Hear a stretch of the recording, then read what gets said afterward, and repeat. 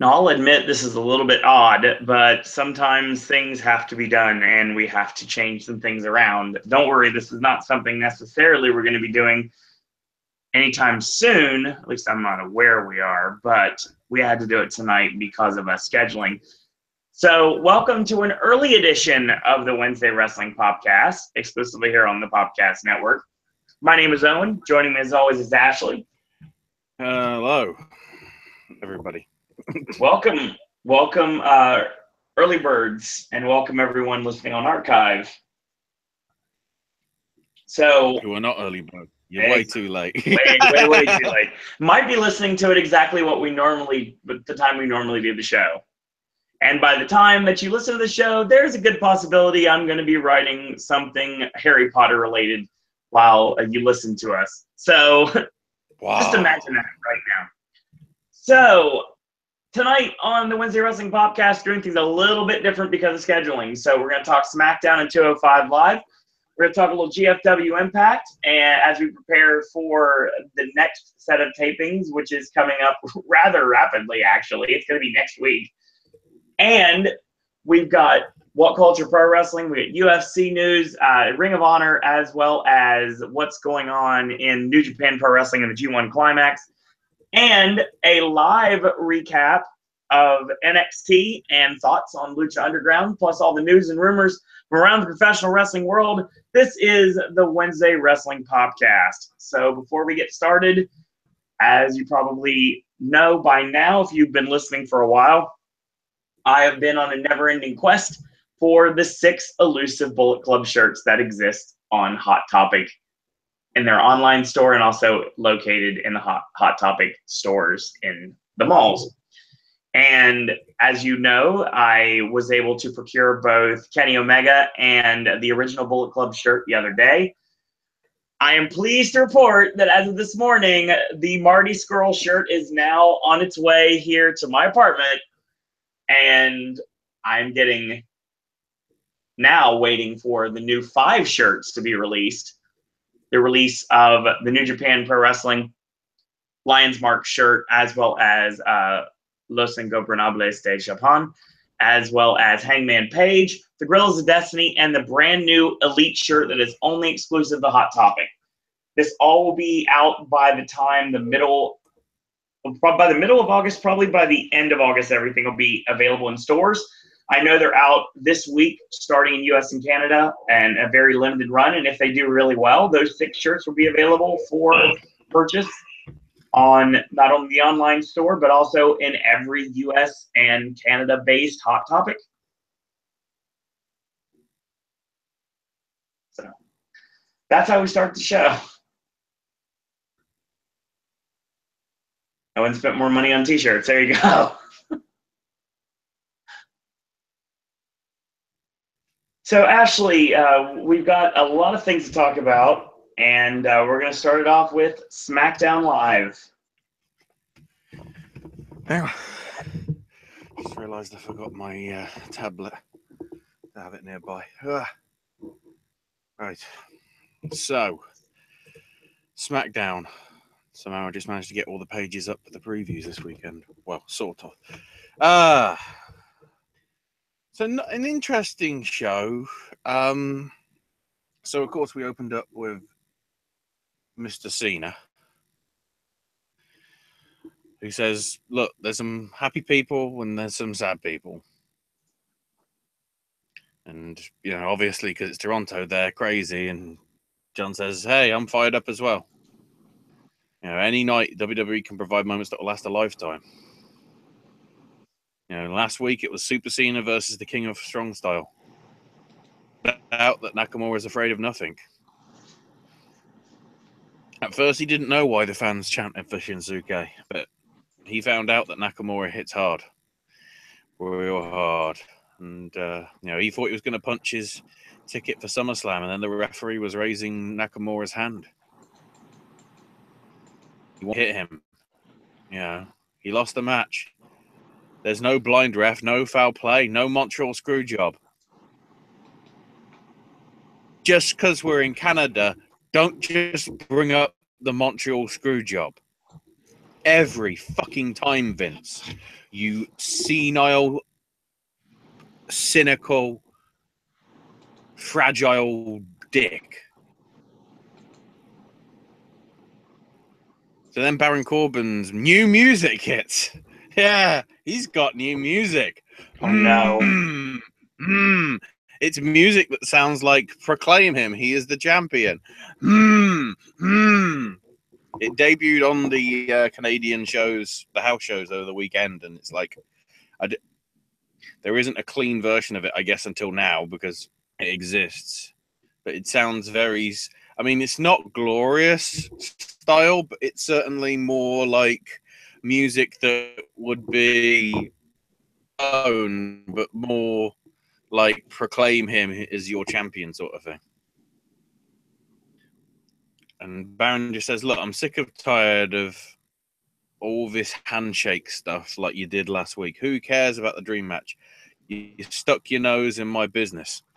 I do what I want and when I want because I've got the money in the bank contract. And if you're looking for somebody to respect, it ain't him, it's me. I'm the future and you're just going to be the past, John. So calls him a skinny fat dumpster fire. Really? That's wonderful wording. Basically, John says, if you want to dance, come down here and I'll put you through another table. So Baron obviously teases it. But then goes, why would I do it? I've got the briefcase I want. You've got nothing I want, nothing I need. I don't have to beat you. Keep your respect and everything. You're not worth my time. So here comes Daniel Bryan, who's the most over guy on the show, nearly. If Baron's a dumpster fire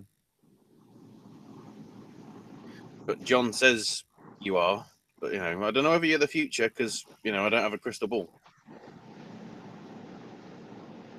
Since you're not dressed to fight tonight, Baron, how about you get dressed to fight for SummerSlam? There you go, another match set. And it was as Owen predicted. I thought it was going to be something interesting rather than John Cena probably beating Baron because then you forget about him and then he cashes in at the end of a night. Well, no, not even at the end of a night. We know what the main event's going to be. Yep. John Jones in front row. Yep. Jumping the barrier and beating the shit out of him. And it's like, shit, we shouldn't have let this UFC thing happen. So now it's time for the Usos versus Sami Zayn and Ty Dillinger. I approve this. No. I approve this team. Oh, yeah, but the other team's the issue. The Usos win it. Basically, Jimmy stopping the tiebreaker from Ty and hitting him with the Tequila Sunrise submission. So, yeah, the guys that do super kicks are now doing submissions to prove that they literally are copying the Bucks. Well, yeah. I think the fucking hashtag should be hashtag FTU. Yep. Not FTR. You're 3 letters out. So Jay wants to know where the New Day at. Because, English, motherfucker. Do you speak it? So Big E interrupts with the introduction and Big E comes out. And then Kofi and Xavier come from the crowd and attack the Usos from behind. They grab chairs. And the Usos flee. So a tables, ladders, and chairs match set for SummerSlam. Because we've got to find some other reason to have nothing but a shark cage in the fucking thing. And now Renee's with Randy Orton and asks about Rusev. And Rusev says that Rusev was in the wrong place at the wrong time. No, he wasn't. How was he? You beat the shit out of him. He didn't beat the shit out of you. It's not like he provoked you to attack him. Whatever. And of course, you know, because he's got a match against Jinder, non-title, you know, without the things by his side, he won't escape. Now it's time for Fashion Peaks. So Tyler talks about his dream, and he's like, I saw you in it, because he's talking to the Ascension. And Connor's just like, look, have some pie. He's like, okay. You know, what? You know, Tyler's like, you know, he says what happened in the dream and everything, and he needs to crack the code. And he's like, do you want to know who did it? And the Ascension just go, no, we only came here for the pie. So then he goes to that photo of Fandango again, and he's like, where are you? And then he turns around, and Fandango's got a tie around his head. And he's like, will it take 18 episodes to find things out, for everything out? Fandango takes some coffee and says, yeah, it was Alien. It was aliens that did it. And Tyler's like, why didn't you escape? And Fandango says, well, the anal probes, I mean wardrobe, was fascinating. It allowed me to look into the future. And the future is that the next person that comes into this room destroyed Tully the horse. And then here comes Arn Anderson going, where's catering, guys? And Tyler's going, Arn, did you destroy Tully the horse? And Arn says, hell yeah. You should have called the horse Arn, because I was the hoss of the group. Grab some donuts and leaves. Dun-dun, to be continued. I'm telling you right now, like I said, we said this every single week. The person that's writing this stuff is not writing the main product, because they're literally having everything, all the good stuff is being saved for these segments. Yeah. And the thing that sucks after all of this, they could have transitioned this to a short tag team title reign for Breezango, but right now they're just a comedy act. The thing is, though, right now, this works. This works greatly. And I love every second of this. So regardless if you're not happy with what's going on with the product of SmackDown in general, we have Fandango and Tyler Breeze to make everything all right again. Pretty much. Oh. So now Lana and Tamina are in the locker room. You know, Lana wants to be just like Tamina, but more beautiful and ravishing. So she'll be taking on Charlotte. And Charlotte wins it in about 2 minutes with the figure 8. Ashley. Yeah? What is your thoughts on what Allison Kay has been saying on Twitter?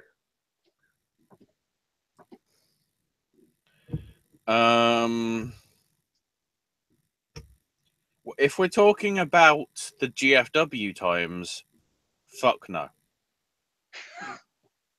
If we're talking about the persona of a high and mighty woman, she's been doing that for longer than Charlotte's had a wrestling career.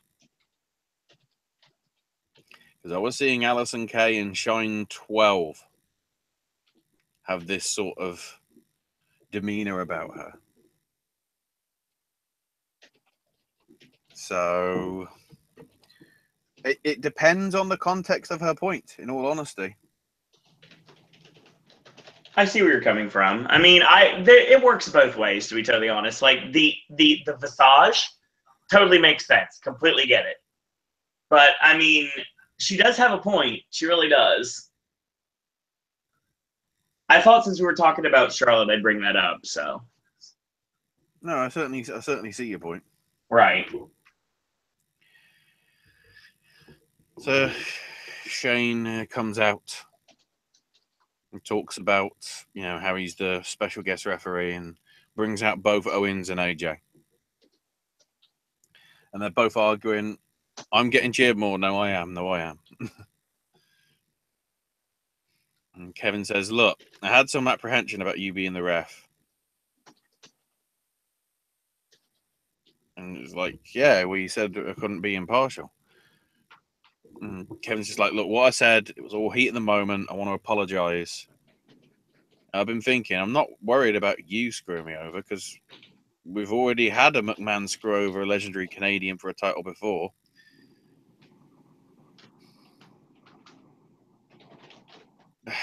I'm conflicted here because then, of course, Kevin goes, the fact of the matter is he deserved it. But I don't deserve it, and it'd be really terrible PR if Shane did the same to another legendary Canadian. I'm more worried about AJ. Why are we keeping bringing up something from 20 fucking years ago?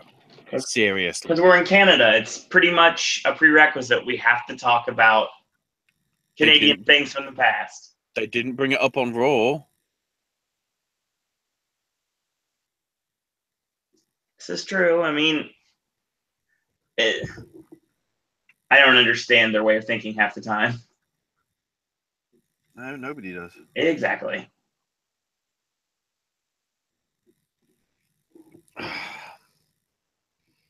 And then, of course, they talk about AJ attacking Shane before WrestleMania because it's like, can you be unbiased for this?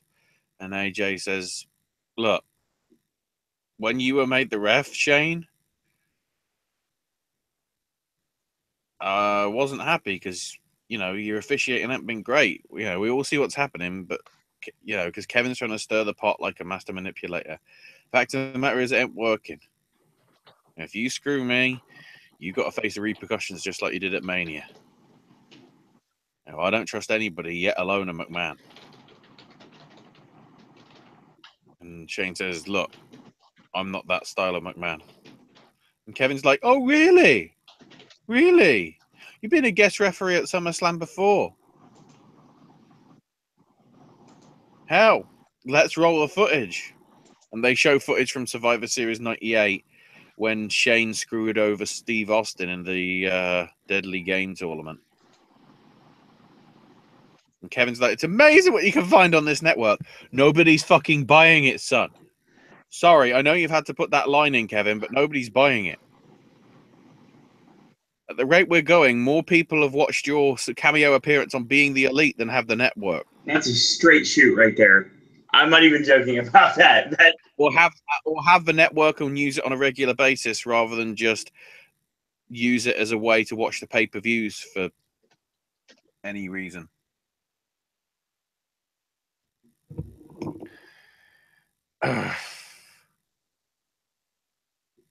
There's all those hours of footage of Shane screwing people over as a ref. Why don't you have a collection of that?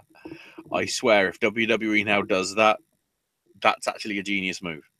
And Shane says, yeah, I don't get along with you. But, I've been through a war with AJ. So I'm going to call it right down the middle unless I have to get involved. And you better make sure not to give me a reason to get involved. And it gets, it sort of starts to break down and it goes a little argy-bargy. And Kane punches AJ. Shane's in the middle. And then AJ goes to the Pele kick. And Kevin dodges it and kicks Shane instead. And he leaves and takes a bow. And they look at each other. And Shane's like, look, I know you didn't mean it. And part of me's going, this is an interesting twist. And something that could be fun in the long term. But I've got a feeling it's going to be something.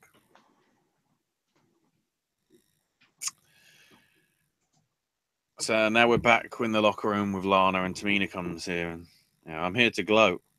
How did the match go? And Lana's like, I lost and failed. Like, were you more ravishing? You'll never wrestle like me. And Lana's like, you'll never be as ravishing as me. Tamina says, look, it wasn't my wrestling. It wasn't your wrestling that got you 3 title matches. It was your ambition. Now you're going to help me. Except nobody's going to fucking care because Carmella's going to cash in. Yeah. Probably. Sadly. then the story doesn't make sense. Right. Welcome, Jeremy, to chat. So much so, because this happened. The Carmella Naomi match was actually pretty good. And mainly because, of course, James Ellsworth is back from the dead. Well, not from the dead. And, he pushes Naomi off the ropes as I think she's going for some move. And Carmella super kicks her and gets the win. And then Carmella and James are in the back and stop next to the Natty. And she says, "It's so good to see you because, your chinless turtle freak of a friend's back for one night." And, of course, sticks his nose in your business. You better not stick your noses in mine. If you get involved, I'll make Carmella's chin look like Ellsworth's. And Ellsworth's just like, good luck at SummerSlam. Part of me doesn't think they'll do 2 cash-ins on the same show, but something's going to happen. One's going to happen at SummerSlam, I'd thought. So then there's a pre-recorded interview with Nakamura because he can't do it live. Probably isn't allowed in Canada because he's not American. And, she asks Nakamura about his debut on Smackdown. Says, "I've wanted to be in WWE my entire life. I wanted to compete with the best in the world. First in NXT and now on SmackDown." And then on Cena, he's like, "For the last decade, Cena's been the measuring stick. Cena's the guy. I beat him.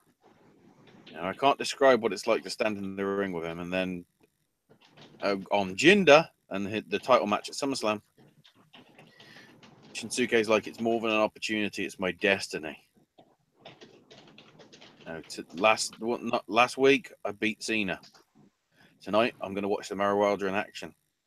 But at SummerSlam, the Nakamura dynasty begins."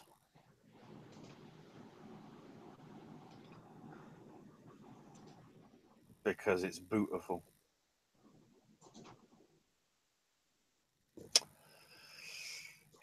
And then Jinder versus Orton.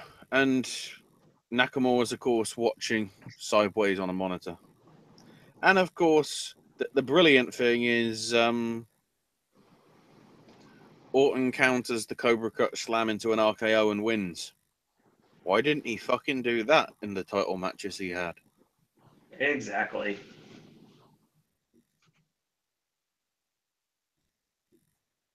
All those lost opportunities. It's a shame. And then after Orton goes up the ramp celebrating, and Rusev super kicks him. Yay. And he's standing tall to send the fan homes very happy. Because, do we really need Orton at the top of his game anymore?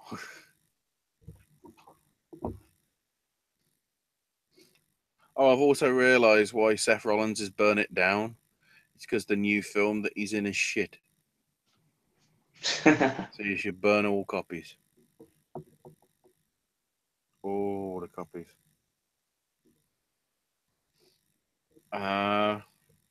So 205 Live, we start off with Nice versus Alexander, which is pretty good, as you'd expect with these two guys, many times on the indie circuit as well. And Nice gets the win with a handful of the tights. Because tights. And then afterwards, Nice goes, "What you just witnessed was a great athlete and a premier athlete. I don't mean disrespect to you, Cedric. You take care of your body a lot better than all the rest of these schlubs here in Toronto. But as long as I'm around, you're always going to be second best." So then Kendrick's in the interview area and they recap the stuff with him and Gallagher from last week. And Brian's just like, "Look, all that footage proves is exactly what I said. Gallagher doesn't have what it takes. He had a chance to compete and fight me, but He found a way to get DQ'd. He was a coward and a clown. You want to say that he showed a vicious side? Who cares? Because I won. It's all that matters. I'm moving on to my next chapter.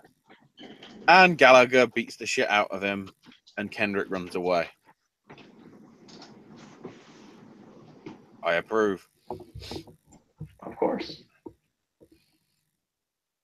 Let's hope after the failed success with one redhead, some rowdy person might get some better training. We'll get to that. Then Noam Dar's in the ring, and he's taking on Mark Thomas. And he says, "I recognize you. I watched you as a kid. Are you trying to chase the dream? I'm 24 and a WWE superstar. Hell, your boots you're wearing are probably older than me. Good luck." Ashley, And yeah. do you know who this is? Oh, I'm guessing it's somebody from Smash Wrestling. It's a guy by the name of James Liberty. Mm-hmm. He actually worked the July 11th 205 live against Cedric Alexander. Oh, is that why you recognized it? Or are they actually trying to make it out like he's in the area and, you know? Oh, it's anyone's guess at this point. True.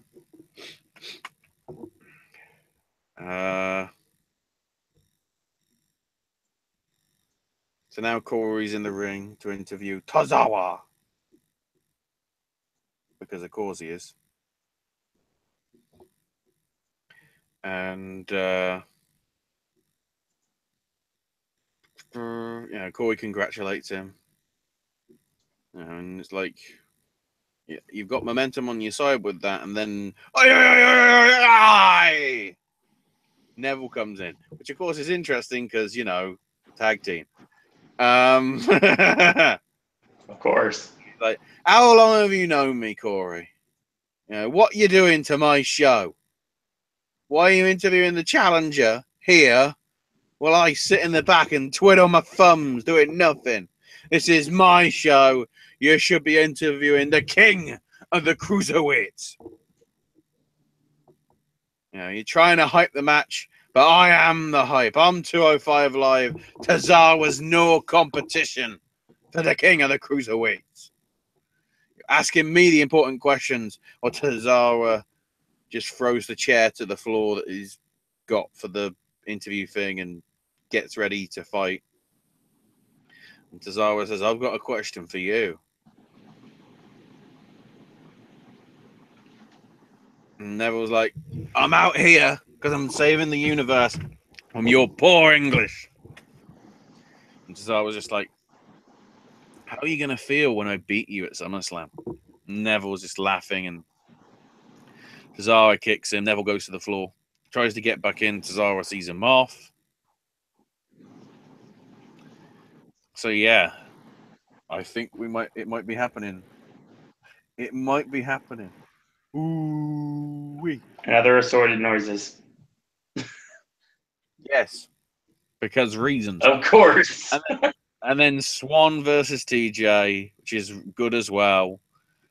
With TJ getting the win with a detonation kick. And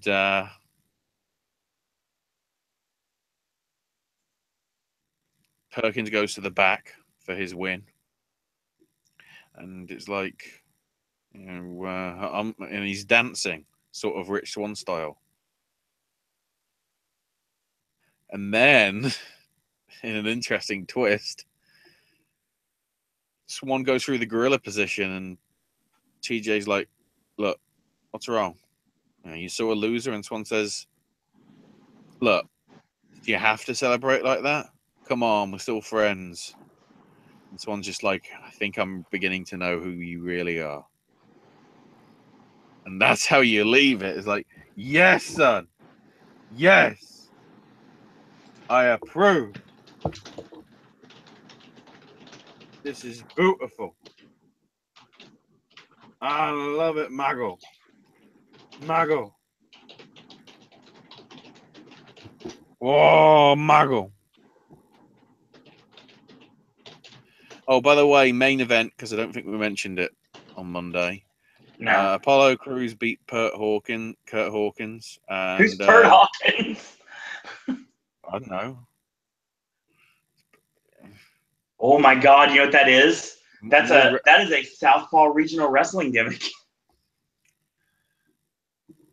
Pert Porkins. He's an evil hairdresser. He is the barber of Mr. McElroy. Get on that WWE right now. Pert Porkins is the barber. He's the guy that tames his mustache, even if it is flying off his face because it's glued on. Exactly. Why is this not a thing? Yeah, and Elias beat Callisto. Because he did. There you go. Fair point. Move on from our WWE talk to our GFW talk. So we're starting off in the LAX clubhouse, of course, and there's like the newest members arriving. The new era of violence is starting tonight when LAX is taking on Alberto, his dad, and shit nuggets.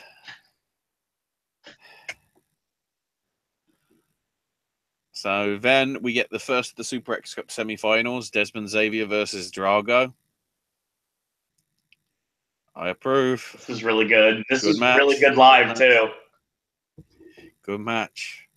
I mean, it's flippy dippy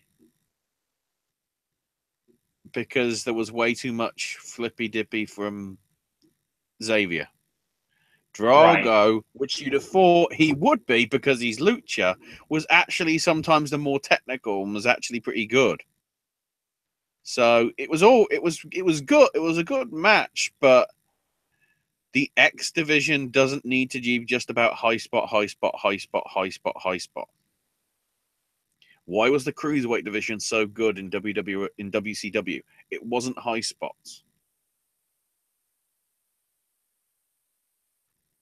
Just to make a note. And Borash then interviews Xavier afterwards and says, look, whoever I face in the final, I better be ready. No, you better be ready. Because the Wrath of Japan is on you, so. That's spoilers for next week, but fuck it. So Mackenzie's backstage with EC3. It's like, I'm a hot commodity. Yeah, Moose is a tough opponent, but I'm up against corrupt judges. And I'll finish it before they go to the judges. But I'm in Moose's head, and the greatest feeling in the world will be going out there and do what I say that I'll do by taking the Grand Championship. Because I'm a Carter, and this company needs me. Then they hype up Seidel versus Lashley. Then Alberto and family are in backstage. Alberto says, I know what Conan's all about, but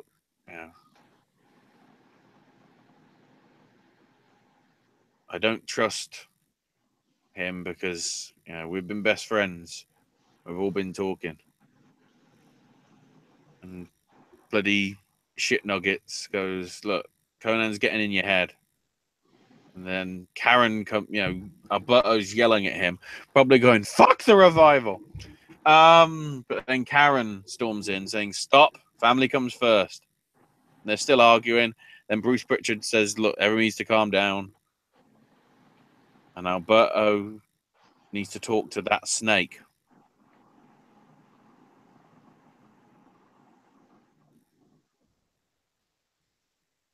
Which is interesting. It's like even the authority does not give a shit about shit nuggets.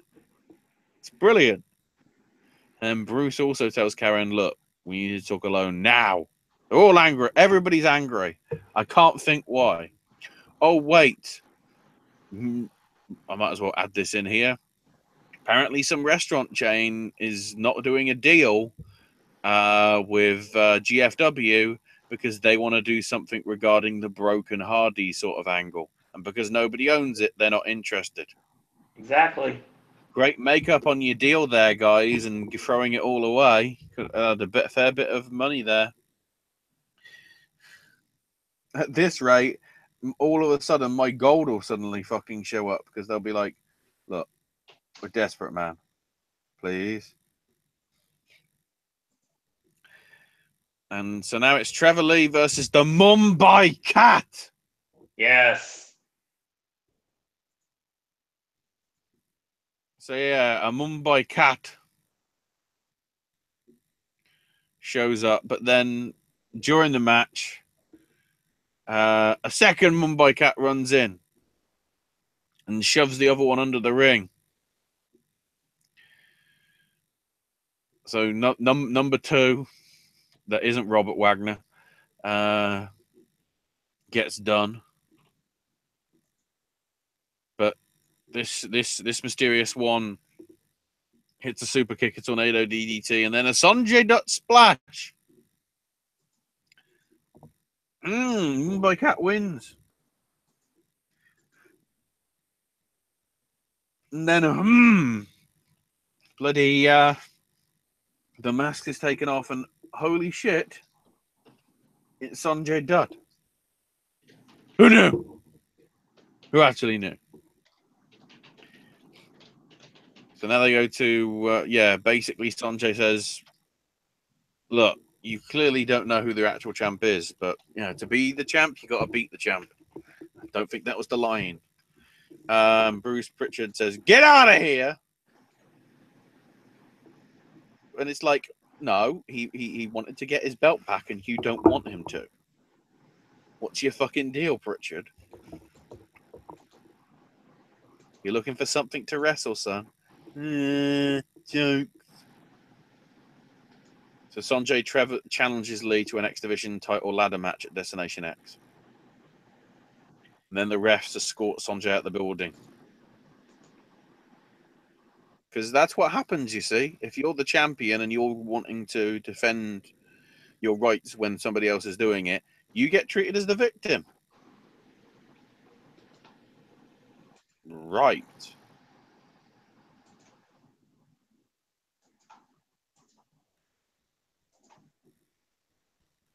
And then, interestingly, we have America Top Team backstage. Basically, with people saying that Lashley needs to pick MMA or wrestling and can't be the best if he wants to do both. So is this him going full-time Impact, or is this him going full-time Bellator? And why is it the former? So now Park and Grado are backstage, and Parks talks about, he's like going on a crazy story about his family, and then it's like, have your match, make your money, and I'll go Laurel because I think she likes you, son. So here comes Eli Drake to face Eddie Edwards, but Eddie Edwards got murdered by Congo Kong when Laurel beat the shit out of, or Laurel's looking on like going, what are you doing, sort of thing. And now Congo Kong's beating up Dick Justice. Because reasons. Legitimately this time, because reasons, I think.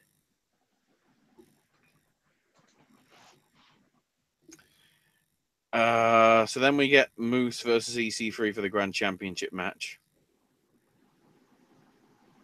Yeah, with these fixed judges, remember. So EC3 takes the first round on a split decision.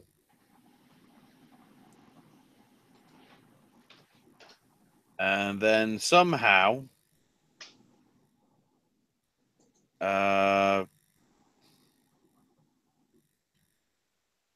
Moose, despite doing nothing in the second round, wins the second round.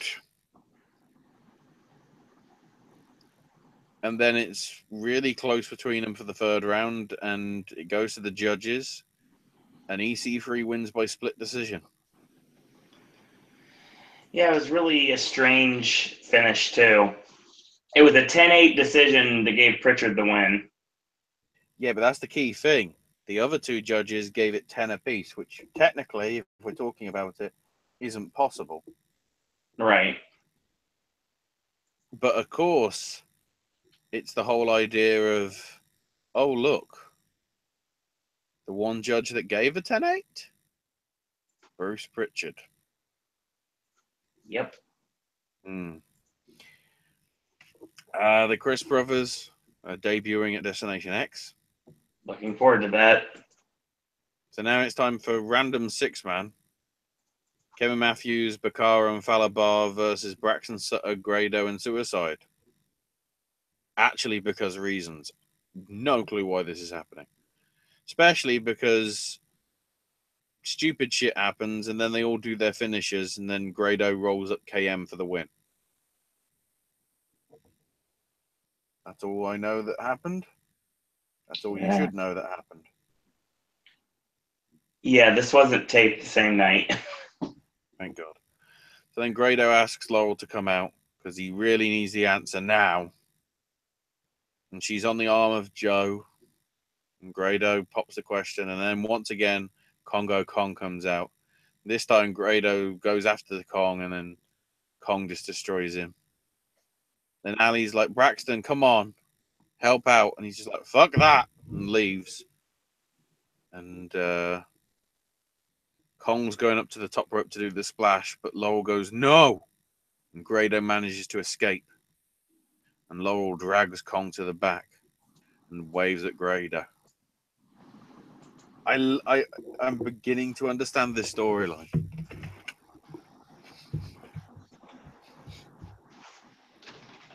So Mackenzie's with Conan, and they're trying to do the interview, and Conan just goes, "Random white girl number 5, shut the hell up." Seriously? That's the angle we're taking on this? Right.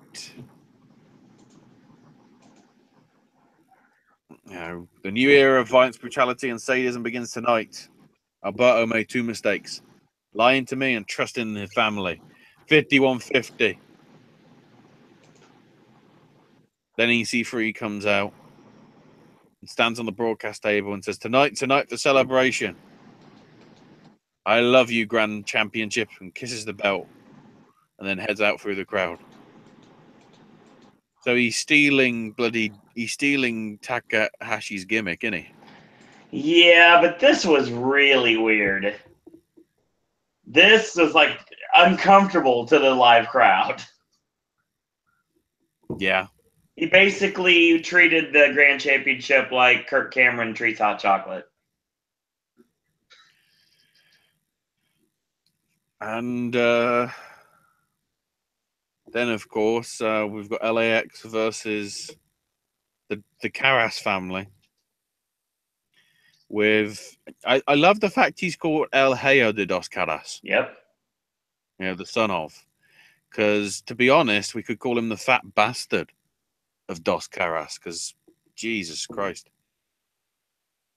Dos Caras, despite his age, has still got something of a body that you'd expect an old guy to have. The problem is, so is his son that's under the mask.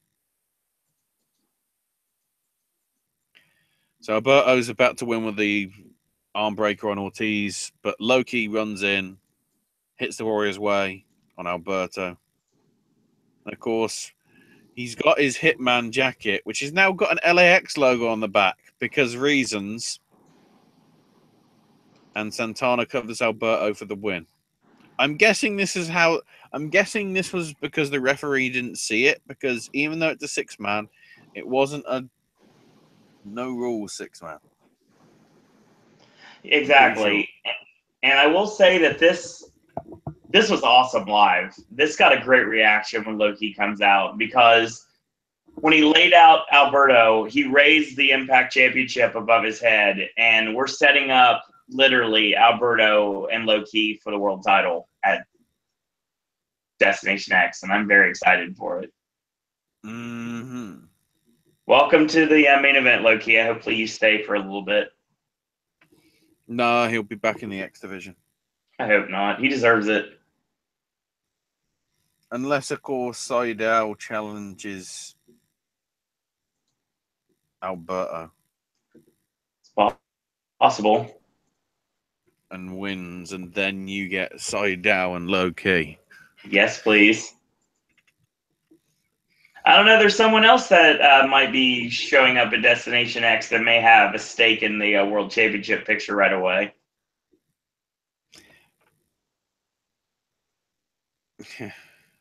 Oh, we're continuing the storyline from Lucha Underground. Pretty much. Right. There you go. Doop-a-doop-a-doop-doop. So, of course, that's another thing leading us to next week. Next week is going to be Impact returning to my literal home, not away from home either. Universal Studios, Orlando, Florida, at Soundstage 19. So right now, you can still go to shopimpact.com or shoptna.com, and you can pick up. Oh my God, I just saw this. Apparently, there is a Impact Wrestling fidget spinner because reasons. VIP package. Selena Gomez. Oh boy, VIP packages August 17th to the 22nd. Impact tapings, of course, Destination X on the 17th, and we're going to have Impact tapings all the way up to the 22nd. So that basically covers you from Thursday till Tuesday. I believe that's correct, because Owen can't do math, but I got it right. So yeah. Wait, probably. VIP package, $99. You get the VIP credential that gets your spot in line, and also you can meet a superstar or knockout every single night of the tapings. And there's a special 11x17 souvenir poster, and all this is going to be coming live. If you don't have tickets, you don't have if you don't have the package, and you are in this area, you're more than welcome to head over to Soundstage 19 and get a part of that line. It's completely free of charge. You'll definitely have a great time. Impact Wrestling live at Soundstage 19 here at Universal Studios, Florida. I'll probably let you in the back anyway because they're desperate. I will say one thing, though. Apparently, I'm reading that Alberto El Patron's his suspension is supposed to be lifted by Destination X. Okay. So we move on from GFW and WWE to What Culture Pro Wrestling. So this is, I guess, technically loaded episode 24. Which is weird that they're still being numbered, but, you know, whatever. So the show opens with Blompier, because screw the Plumpy stuff. Because, you know, even the bloody Tron for him says Blompier. So, you know, I'm pretty sure he's Blompier. You know, he does the whole "we're back" and addresses the ad revenue situation, saying that it's not impossible, it's just difficult. But then was interrupted by the Prestigi, which is Hendry, Coffey, Gunn, and Ligero, at least in this capacity.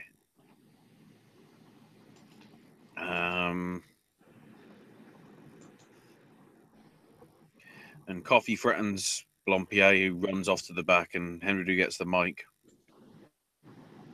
noting that Travis Banks has got an internet title shot next week.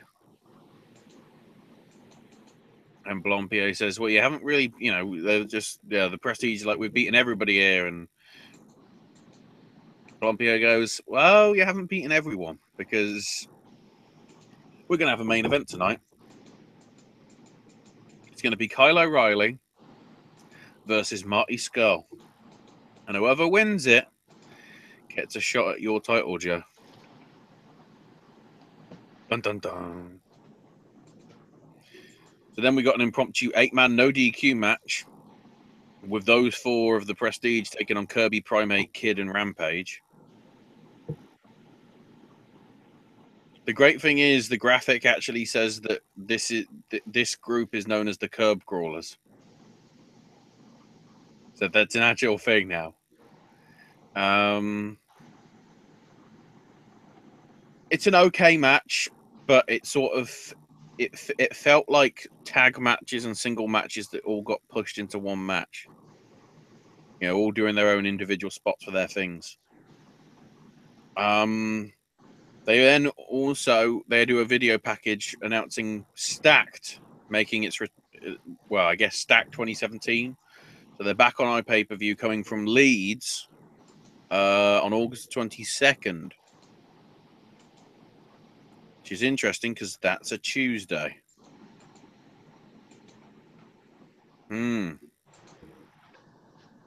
But the one match that is going to be on that show is Rey Mysterio versus Ricochet. Yeah. The match that you're not going to see in Lucha Underground is going to happen on What Culture. So then they recap Prospect losing their tag title shot and then Gracie turning on Archer. So Gracie's out for a match against a mystery opponent. And of course, it's Matt Riddle. Okay, this could be interesting. Also, it's worth noting that on commentary it was Bradshaw and Kennedy, so no sign of Alex.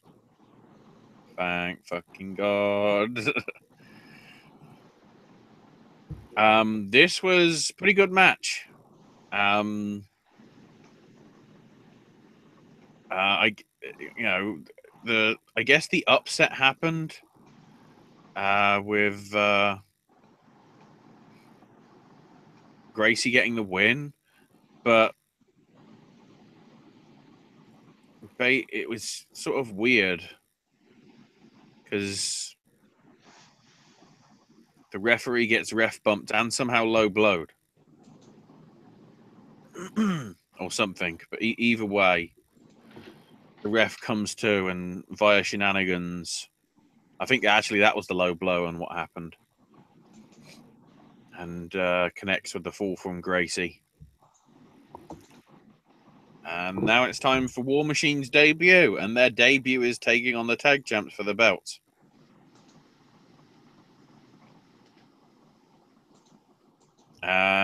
This was a good match.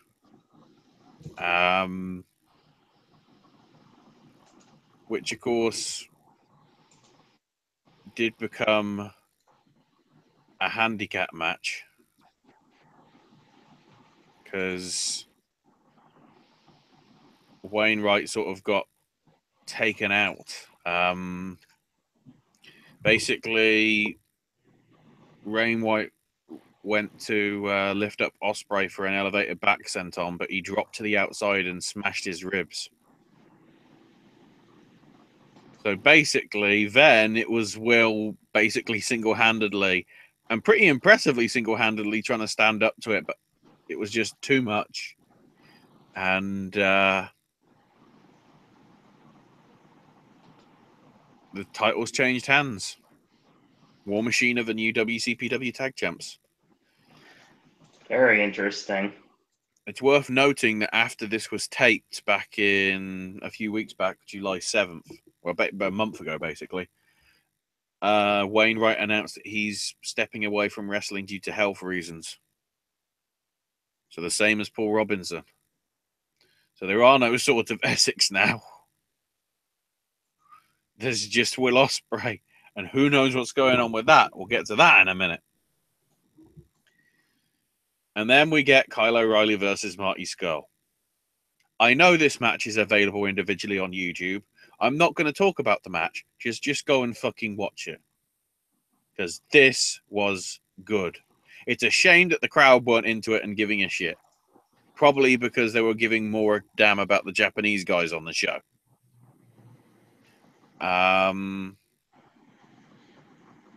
Because this was a really good match. And afterwards, Henry tried to sneak attack Scurll with a belt shot, but Marty saw it coming and grabbed the belt because Joe ran off and, he basically posed with it. Except that's not all. I would queue up Roundabout, but I'm literally going to do that for the end of when we actually queue up for Lucha Underground later on. Whether there's an ending bit or not. So it's a backstage segment, and apparently Gabriel Kidd's arriving with his luggage. So who knows when this is happening? Whether this is in the future, because, you know, whatever. But either way, Travis Banks attacks him, which is interesting because apparently he wasn't in the building. So it was like, okay.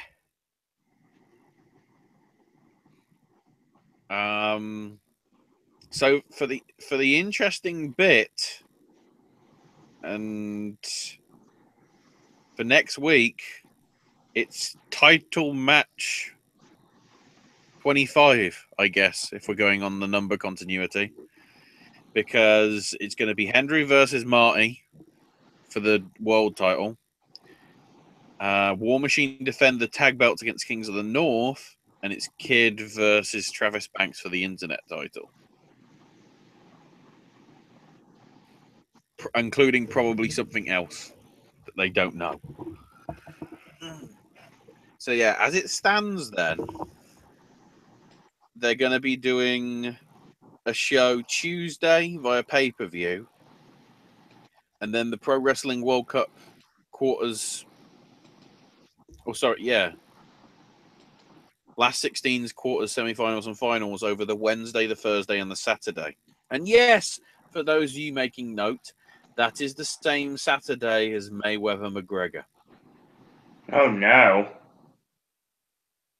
Well, no, the advantage that they have is because it's in the UK, it's going to be 7:30 our time, which is 2:30 your time, which is, 11:30 in the morning, Vegas time. That's not too bad. And if the fight's going to be at 9 Vegas time, which is midnight your time, which is 5 a.m. our time, as long as there's a bar that shows the thing, which is going to be in Newcastle anyway, I think, the final. So there you go. I will say the clips on Twitch are pretty hilarious, especially the bit when, I mean, there's one bit where Ospreay gets lifted up for a suplex, and he just goes, ah!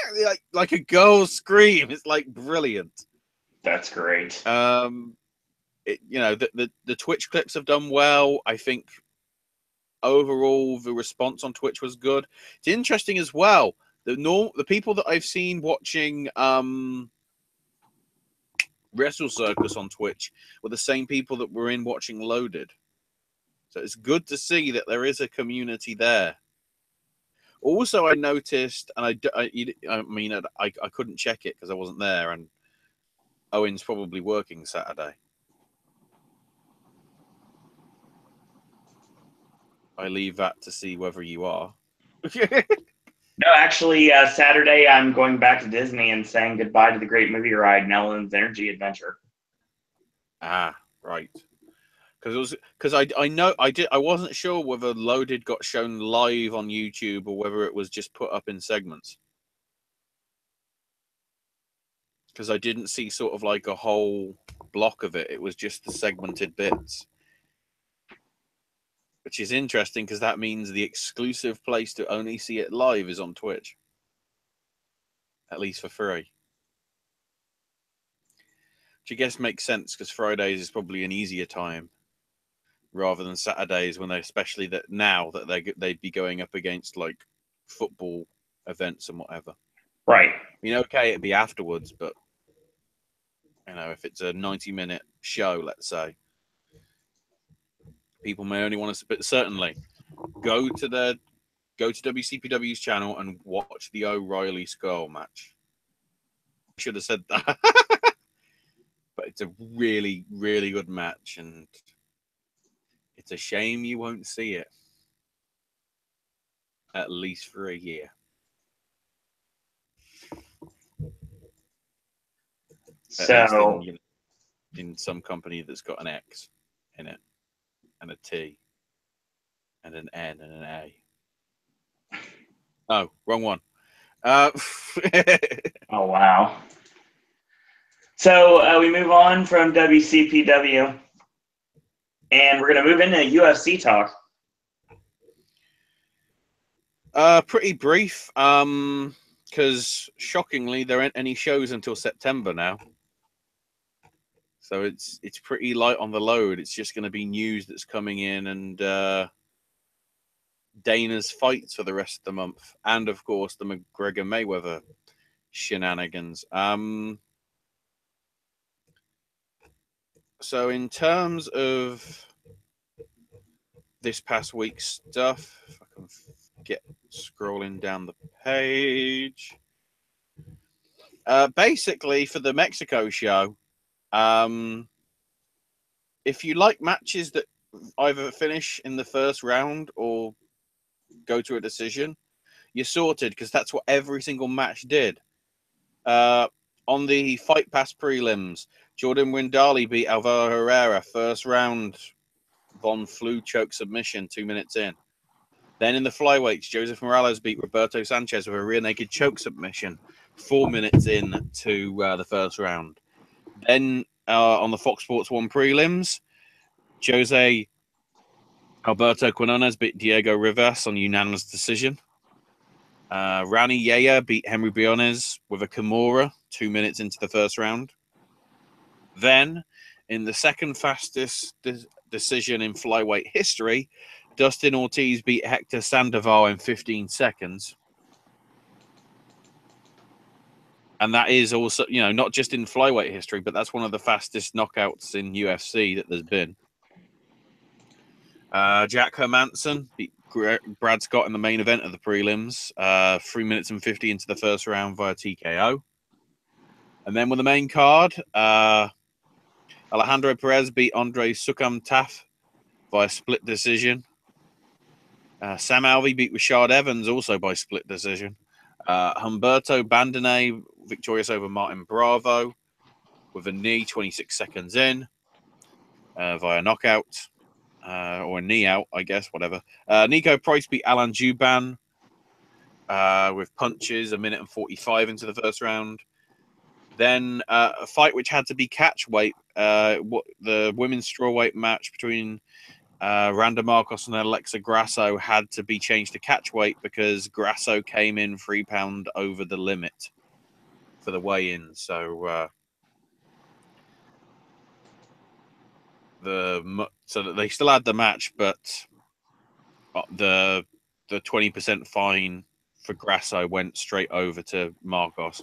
It's good that it did, because Grasso won, although it was via split decision, 29-28, 2-1 in favor of Grasso. So, okay, pretty fair. And then Sergio Pettis beat Brandon Moreno by unanimous decision, 49-46 and 2 48-46s. But the interesting thing about it is Sergio Moreno won the first round in terms of offense. I think it was 42-3 in terms of punches. But Pettis won the second, third, and fourth. And then the fifth one probably went to Moreno. But it was enough of a thing where... Actually, no, I think Moreno actually got the fourth. And it could be argued whether Pettis got the fifth or Moreno got the fifth. It was pretty close. So still certainly a good match on a good show. And then with the Tuesday night fights last night, I won't go through results, but Mike Rodriguez for his win over Jamel Jones with a flying knee knockout. And Alex Perez's win over Kevin Gray via technical submission. Not a submission, a technical one. I guess because he actually passed out and couldn't even tap because it was an anaconda choke. Both of them. So that's a flyweight and a light heavyweight. I'd have to look at the weights to see who else has got, whether we've got people at different weights and everything. So very interesting. There's more Tuesday night fights on Tuesday, but as I say, yeah, there's nothing show-wise, at least until September now, majorly. In the news, though, I can scroll up. Dan Hardy's going to be part of the Sky Sports commentary team for Mayweather versus McGregor. Paulie Malignaggi was on the MMA Hour basically saying that McGregor's a pussy. I think the only reason he was doing that is because he was training with him, and then 2 weeks later they threw him out. He quit because they put a picture of him basically being prone on the floor because McGregor knocked him out or something, which he didn't appreciate because he thought it was going to be private. So that basically turned into a good old. That's going to turn into a good old row when we get to the press conferences. And the security's good. Cyborg issued a challenge to Holly Holm for the UFC 219 show in December. I'm not sure if that's the last one or the early one in the month. They've confirmed that Khabib Nurmagomedov and Tony Ferguson are going to be facing each other at MSG in November for the next UFC MSG show. Ian McCall's undergoing brains treatment and isn't sure about returning to the UFC. And Chuck Liddell's denied he's interested in a fight against Chael Sonnen, but said if he was to do it, it'd be easy. I think that's probably happening sooner rather than later. The McGregor-Mayweather show, at least in Holland, will be part of the Fox subscription package as an iPay-per-view for only €8. And also DAZN is a streaming service in Switzerland, Japan, and Canada. And the pay-per-view is part of their monthly $9.99 a month package in Germany and Austria. Like live with German tree for the local people. Month free trial. I don't know whether you can do that worldwide. If so, use the free trial. That VPN, I guess. I mean, I'm not encouraging you to, but if you want to. Little bits. Bob Sapp, the legend. You know, when he was knocking out Hoost in fancy fashion and beating Nogueira. So now we come to this past week in France. So he's booked a fight, shows up and calls weigh-ins to hype the bout. Basically, where this was happening, his opponent, Greg Tony, sap a drink. He, poured a drink over him, and Sapper was like, wow, here. And as the fight starts, he sort of gets punched about as hard as Big Show did Cass. As in, he didn't. Went down, shook his head as if he was like, sort of thing, and told the ref, I can't continue.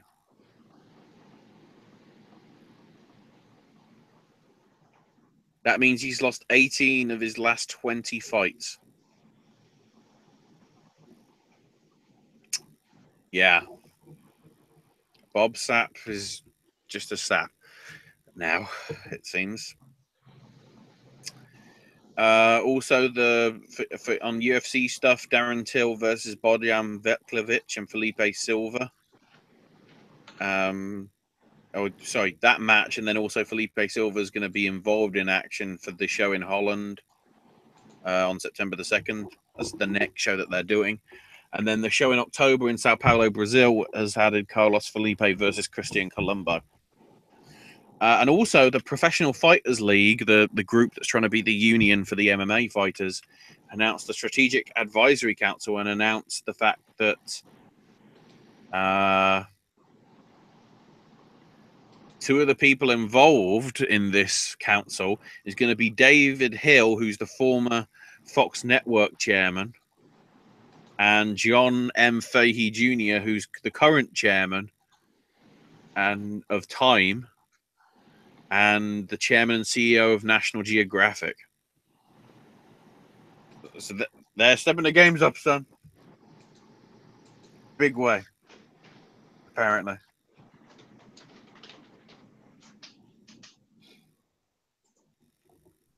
So that's all the MMA. Alrighty, so we move on from UFC to ROH.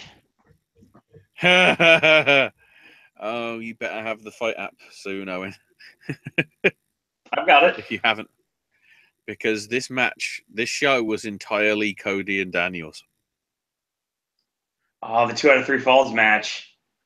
Yeah, so it started off with a Cody promo saying, I'm ready to defend a title that I earned by leaving a company that didn't feel I was world champ material when I always knew that I was. And it was just like, that's how you do a good guy promo. And then they showed the so-called banned promo that you never saw that got cut off of one of the previous broadcasts. It's with Daniels and Kazarian. So Kazarian starts off by ripping in the fans like, why are you cheering him? Me and Daniels, we started wrestling for the fans. And noted how all the fans were overcome with emotion when Daniels finally won the big one. And he went slagging on at them, and Daniels took over and was, taking it again, and says Daniels made it clear that from here on out, we're both looking out for ourselves and nobody else.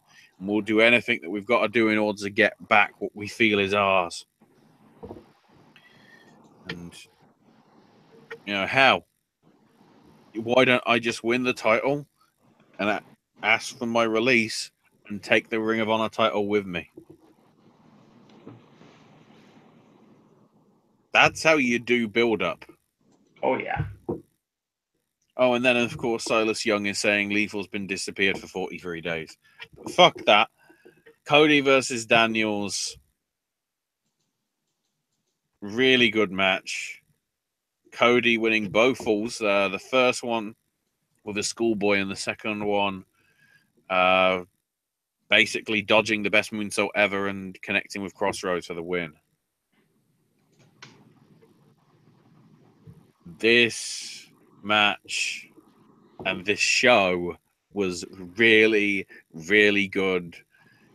You can watch it on the Fight app. I suggest you do so. I will be, don't worry. You've got that to catch up on, and you've got the WCPW. I actually have nothing to do tomorrow after I get off work, so I may just knock that out, to be honest, because Friday looks like we're going to Busch Gardens, and Saturday I'm going to Disney, so yeah, I probably will watch it when I get off work on Thursday.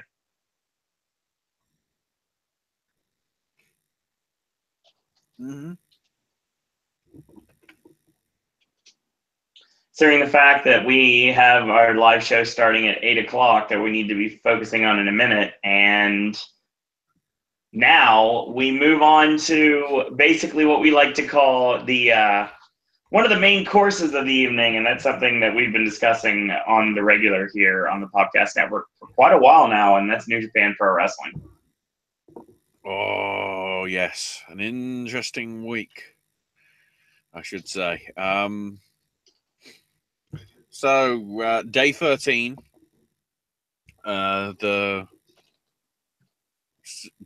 seventh set of matches for the guys. We had in Block A for day 13, Ibushi beating Nagata, victorious over Ishii, Goto beating Yoshihashi, Naito beating Sabre Jr., which was pretty good. Pretty good, actually. And then Tanahashi beating Makabe, which, will probably get forgotten about because of other matches that have been on this, one of the best tournaments that New Japan's probably ever had. Right. So then day 14, we switch over to Block B for their 7th set of matches in the competition. So we had Yano beat Tama Tonga. Basically, Tama grabbed the ring bell hammer and tried to use it as they both got in the ring. The ref then took the hammer away from Tonga. Yano low blowed hammer and pinned him. Right? Yeah. This is the problem with Yano. Sometimes he can do good stuff, and then other times that's all he does. Isn't there anybody else in Chaos? Can we forget somebody else in Chaos so Yano just doesn't have to be the laughing stock?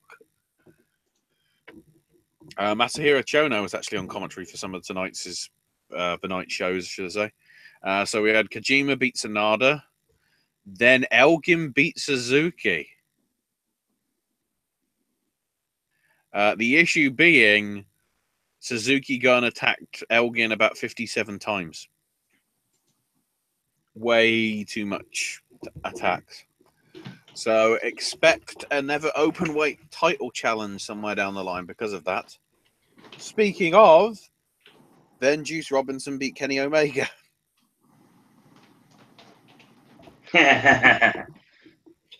Well, once again. So there's your US title contendership possibly coming down the line. So with the G1, you've got Kenny has challengers now in both Elgin, a rematch with Elgin, and also the match with Juice Robinson. The interesting thing as well, though, with Omega, he might have two issues. One, the US title, and two, the briefcase. That is also a good point. You can have challenges for either. That's the interesting one. Leaves it open. And then Evil beat Okada. Okada's first loss in singles competition in a year.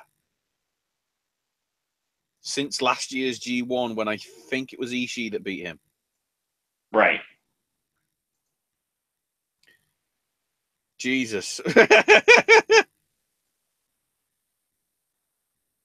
So I'm guessing that means one of the shows, either September's or October's or early December. I don't know if there's one in November. There probably is. But one of the shows before we get to the end of the year, clearly Okada's going to be taking on Evil for the belt. I'd say so. And Evil goes, welcome to the darkness world after that. So now on to day 15 in Shizuoka. Worth noting that in the 6-man tag match beforehand, Yano got the win for Chaos against Suzuki Gun when he ripped off Tai Chi's pants and rolled him up. There you go. And then the opening one, holy shit, he finally won one. Nagata beat Zack Sabre Jr. Wow.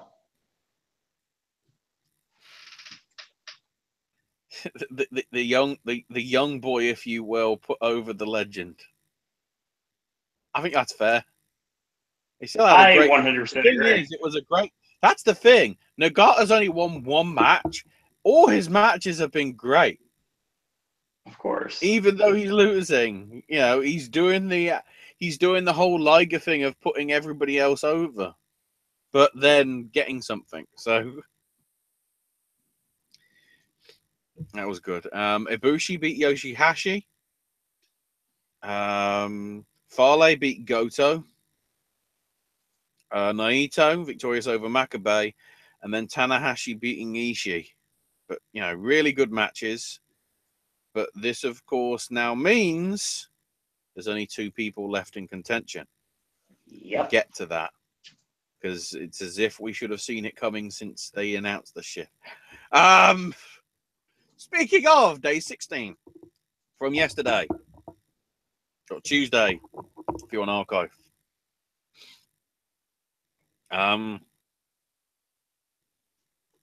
So we had Tama Tonga beat Kojima. Juice Robinson beat Toru Yano. Thank God. Elgin victorious over Evil, which was very good. Kenny Omega beat Sonada, which was interesting because it was like this was getting good, and then the match finished. It was like I wanted to see more, please. And then Okada and Suzuki went to a 30-minute draw. Which, according to, I can't remember who did the write-up on The Observer. It certainly wasn't Dave, because he doesn't do them. But some people, including the writer here, are basically saying this was better than the match they had in February. And that was pretty damn impressive. So, we come to the standings. We'll do it in reverse order for each of these, because it makes sense. So on 2 points, we've got Nagata. On 4, Yoshihashi. Makabe's on 6. Goto and Ishii are on 8, along with Sabre Jr. Ibushi and Fale are on 10. And then it's Naito and Tanahashi on 12. Just so happens that the main event of Day 17, Day 1 of Sumo Hall's free weekend show, is Tanahashi versus Naito. We should have seen it coming. And also, interestingly, Nagata's last G1 match ever is going to be against Fale. Interesting. God, if he can make it look like Fale have a good match, that'll be impressive. Also on that show, War Machine, Elgin, Taguchi, and Ricochet face Cody, Hangman Page, Chase Owens, and the Young Bucks.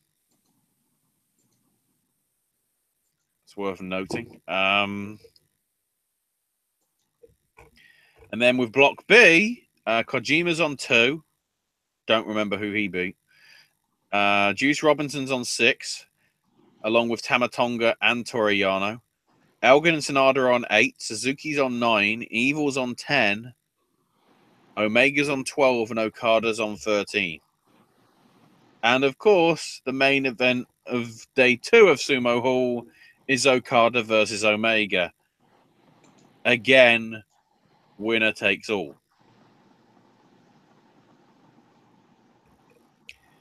I guess the interesting situation is, and I'd have to look through a spreadsheet, which is probably on Wikipedia. If Tanahashi and Naito drew, I think it might be whoever finishes behind them. So considering Fale's again, Ibushi's got Goto, which won't be easy, and Fale's got Nagata, which it depends how they want to book it. Could be easy, could not be. Who knows? But with Block B, because of the draw that happened on the last day, it does mean Omega has to beat Okada to get in the final. Which I think is going to be the story. Omega finally gets it to get his destiny at getting the challenge again. And then, I'm guessing it's going to be Omega versus Naito. I think that's a good bet. Because do we really need to see Okada and Tanahashi again? Omega winning 2 straight G1s is actually something I can easily see happening. It'll be interesting to see, though, if they give it to Naito. It's a possibility, too. Remember, really 3 years ago, they did this as if to go, Naito's going to be the guy that everybody loves. They didn't give a shit about him. They were more interested in Tanahashi and Nakamura and the feud that never would end, except when it did when he left the company. Right.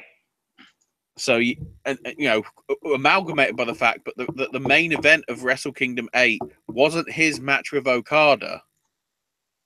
It was Nakamura and Tanahashi for the IC title. Due to public vote, allegedly. So already it's like, the fans didn't like him. So they booked him as a heel and created LIJ. And the fans started cheering it a la Bullet Club.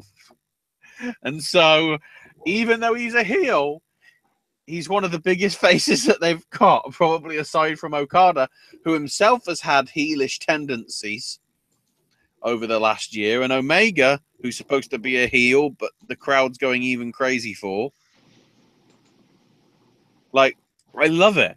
Everybody good in Japan is good, and everybody bad is good. There are no bad people in wrestling anymore, apart from probably Suzuki, because he just beats the shit out of you. And Fale. Yeah, but Daryl maybe have been rebuilt. So It that's all sounds that like matters. it. So whoever wins Block A and Block B will face each other on Sunday morning. Or Sunday morning our time, Sunday afternoon their time at Sumo Hall. On top of that, though, we've got Rowan Hansen defending their tag belts against Cody and Hangman Page. Oh my God. Can it happen? Okay, it's not the belt I want to see Cody have, which would probably be the IC title, because I don't think he's worthy of the world title for a company like New Japan yet. But certainly the IC title, or perhaps the US title somewhere down the line, who knows? And then the Young Bucks defend against Taguchi and Ricochet. Will the title change hands, considering it's the second title defense? If the Young Bucks win it, that's the longest title reign in the junior titles for I think about 3 years. Because it seems like every match that they had, which had a defense, protocol on it, if they haven't switched by the second title defense, it's like, get out. They're like hot potatoes, it tells you. Pretty much.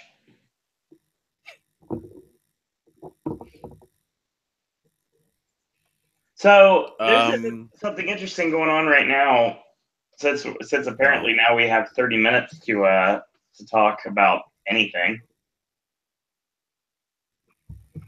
Well, I've got I'm going to have to be very selected on the indie results, but I'll certainly preview as many shows as I can as well before that. Well, real quick before we start anything, Ashley, did you hear about what happened with Tessa Blanchard and Magnum TA over the last day? Uh-oh. Is this a good thing? No, not really. Something that kind of hits home with me. So apparently there was an issue today with Tessa Blanchard at Magic Kingdom. Okay. So her stepdad, which of course is Magnum TA, he was surprising his family with a trip to the Magic Kingdom. And he needs, because of the car accident, he needs a Segway to actually get around. So with Disney's policies about not allowing anything in the park other than strollers, ECVs, and wheelchairs, they actually turned him away. Oh. It's bad PR waiting to happen. It'll get buried because of Guam. Right. Disney's just going, look, we can get away with it. Nobody will give a shit about it. Somebody's about to nuke somebody. Who knows who? But yeah, that's a bit.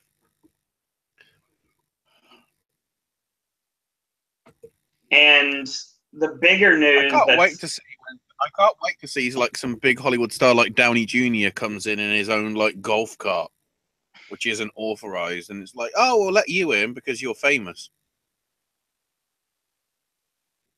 I'm seeing something about George St. Pierre signed to challenge Michael Bisping. That's official now. Okay. Yep. That's probably happened while I've been out at the movie theater watching theater. Yeah, it's going to be November 4th at Madison Square Garden. So that's official for the Garden Show. So what do you look at? Well, with that match being on there alone, it's a good show. And I want to talk about Yoshihiro Takayama right now before we move on to NXT and Lucha. Yes, I'll get that in my or the little bit of notes that I've got off it from Papa Dave. When he posted it up, I think it was like Thursday. So the notes that I have, and you'll probably fill in around it. Where the shit is it? No,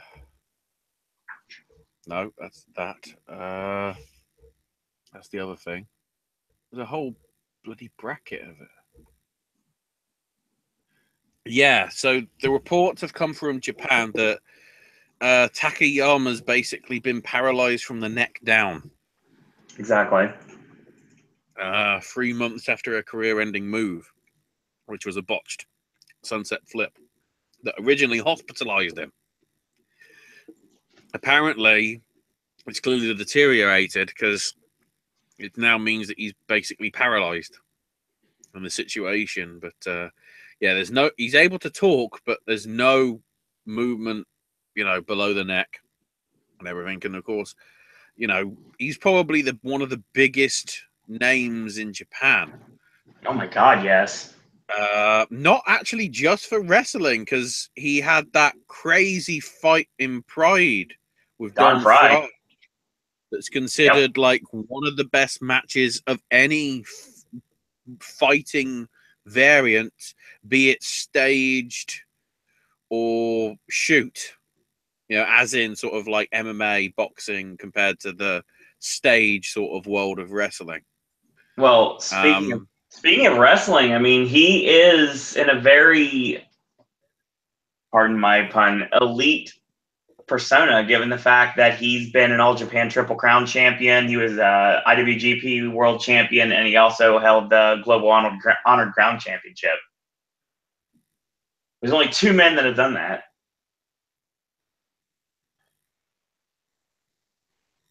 Yeah. So it'll be interesting to see, certainly. We hope for the best for Yoshihiro Takayama as well.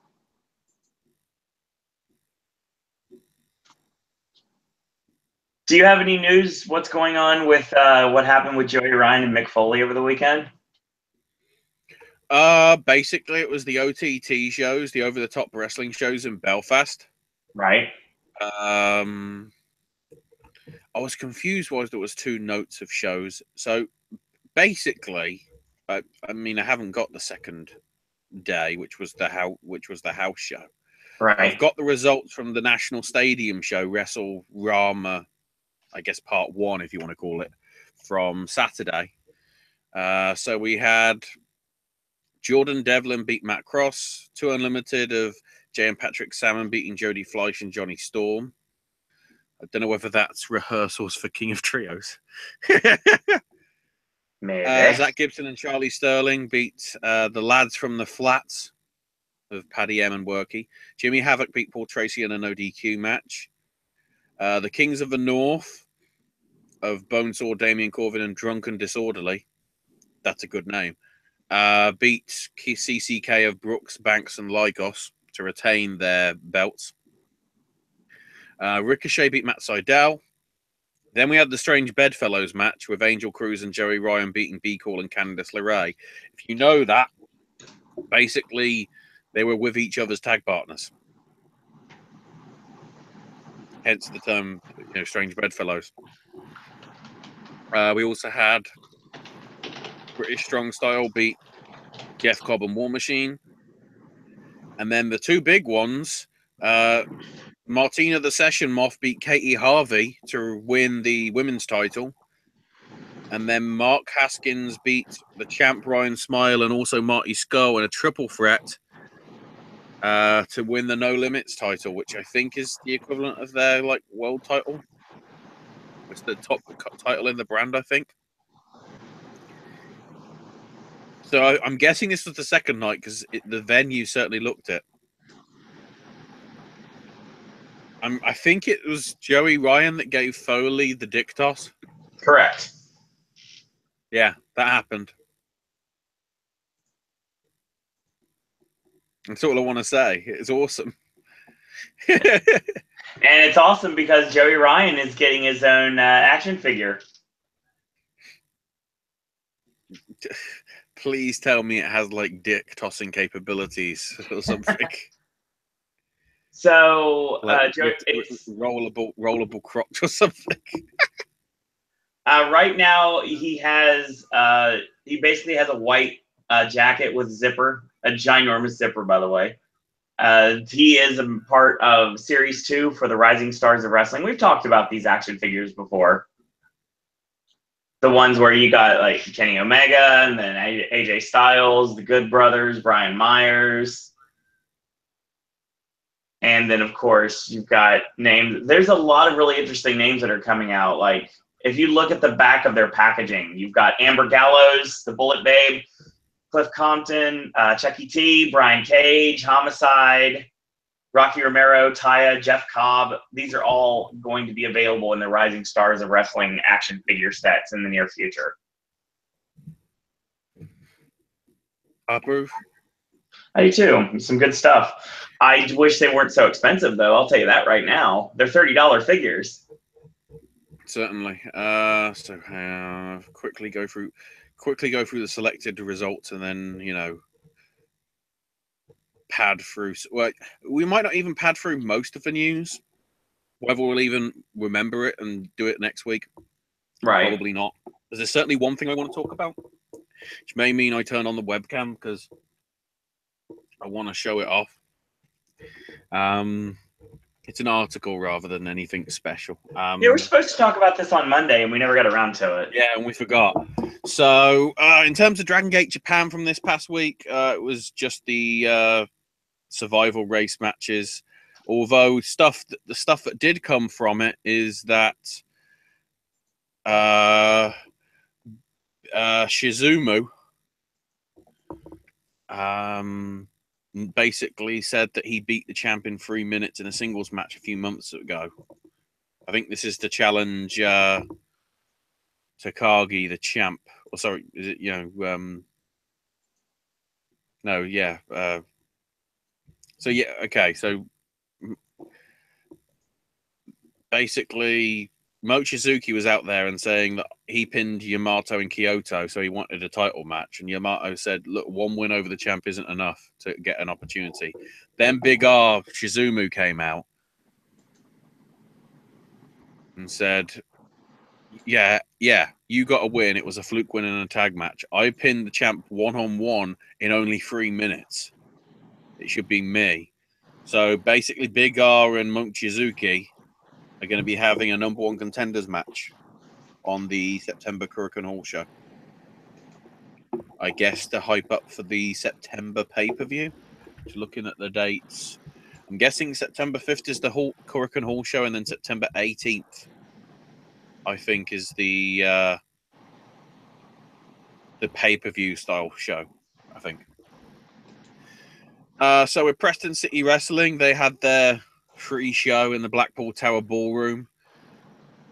No titles changed hands. Dean Allmark and Martin Kirby's match for the Cruiserweight title went to a no contest because of interference. So it became an 8-man tag team elimination match, which the heel team of Allmark, Bubblegum, Kirby... Oh, sorry, the champ team of Allmark, Bubblegum, Kirby, and Ashton Smith beating Yeston Reese, T-Bone, Lionheart, and Shay Samuels. Shah Samuels. I keep saying Shay. But yeah, basically, so the two faces were going at it in a match, and then all four of the heel group came in, and that's what then led to the eight man, because Ashton Smith and Bubblegum, I guess, made the save and whatever. So then on Southside's set of shows, Day of Reckoning 18, so the Saturday afternoon show, David Starr retained the WXW Shotgun title, beating Brady Phillips.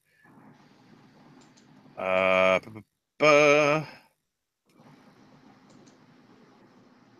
we got Menace Society 7. So this got interesting. So the 8-man tag team for the mystery person to be the new member of GBH turned out to be Blake after turning on Team Hop. And then basically Gabriel Kidd came out to join Team Hop to make the teams even. So he left the group to join the other side. Trying to see whether... Can't remember that. Oh, and then there was a big one. So I guess Bubblegum got injured on the afternoon show because he beat Big Grizzly by DQ. So whether it was real injury or not, the tag match that was supposed to be Ligera and Bubblegum challenging GBH didn't happen. So instead, Joseph Connors came out. So Team Hop and the rest of GBH all got involved until Ligero, Connors, and Team Hop managed to isolate Blake, the new guy. And the action did spill to outside of the venue with Joseph Connors diving off the top of a van. But amazingly, Ligero and Connors won. We have new tag champs. This started off the Sunday show, Retribution 8, interestingly. They came out as the champs, and Connors was there to bury the hatchet with Ligero, and then Big Grizzly and Robbie X attacked them. And then Billy Gunn made the save, leading to a 6-man, which Billy Gunn and El Ligero and Connors won, which was, I think, the main event. Also worth noting, though, that Soraya Knight wasn't in attendance for the show. And I don't think she was on the Saturday shows either, because I think she was supposed to be. I didn't see Soraya there at all, so I'm not sure what happened there. So the four-way became a no DQ triple threat between Kaylee Ray, Su Young, and Lana Austin, which Lana Austin won. So then the number one contender 6-way match that was set didn't happen because Chris Tyler managed to break his ankle in his tag team win with HC Dyer over the filthy clique of BT Gunn and Stevie Boy. So that changed. Stevie Boy won. Not sure if we're supposed to. So the Southside Heavyweight title match, which was supposed to be Gunn and Connors, instead became Gunn and David Starr. David Starr not victorious. BT Gunn did retain. Although it is worth noting, HC Dyer tried to cash in his title shot opportunity halfway through, but Rob Lynch of the London Riots, or I guess the former London Riots, ran out to return and destroyed Dyer to stop him doing it. And I guess that distraction allowed Gunn to get the win. Whatever, I'm not sure.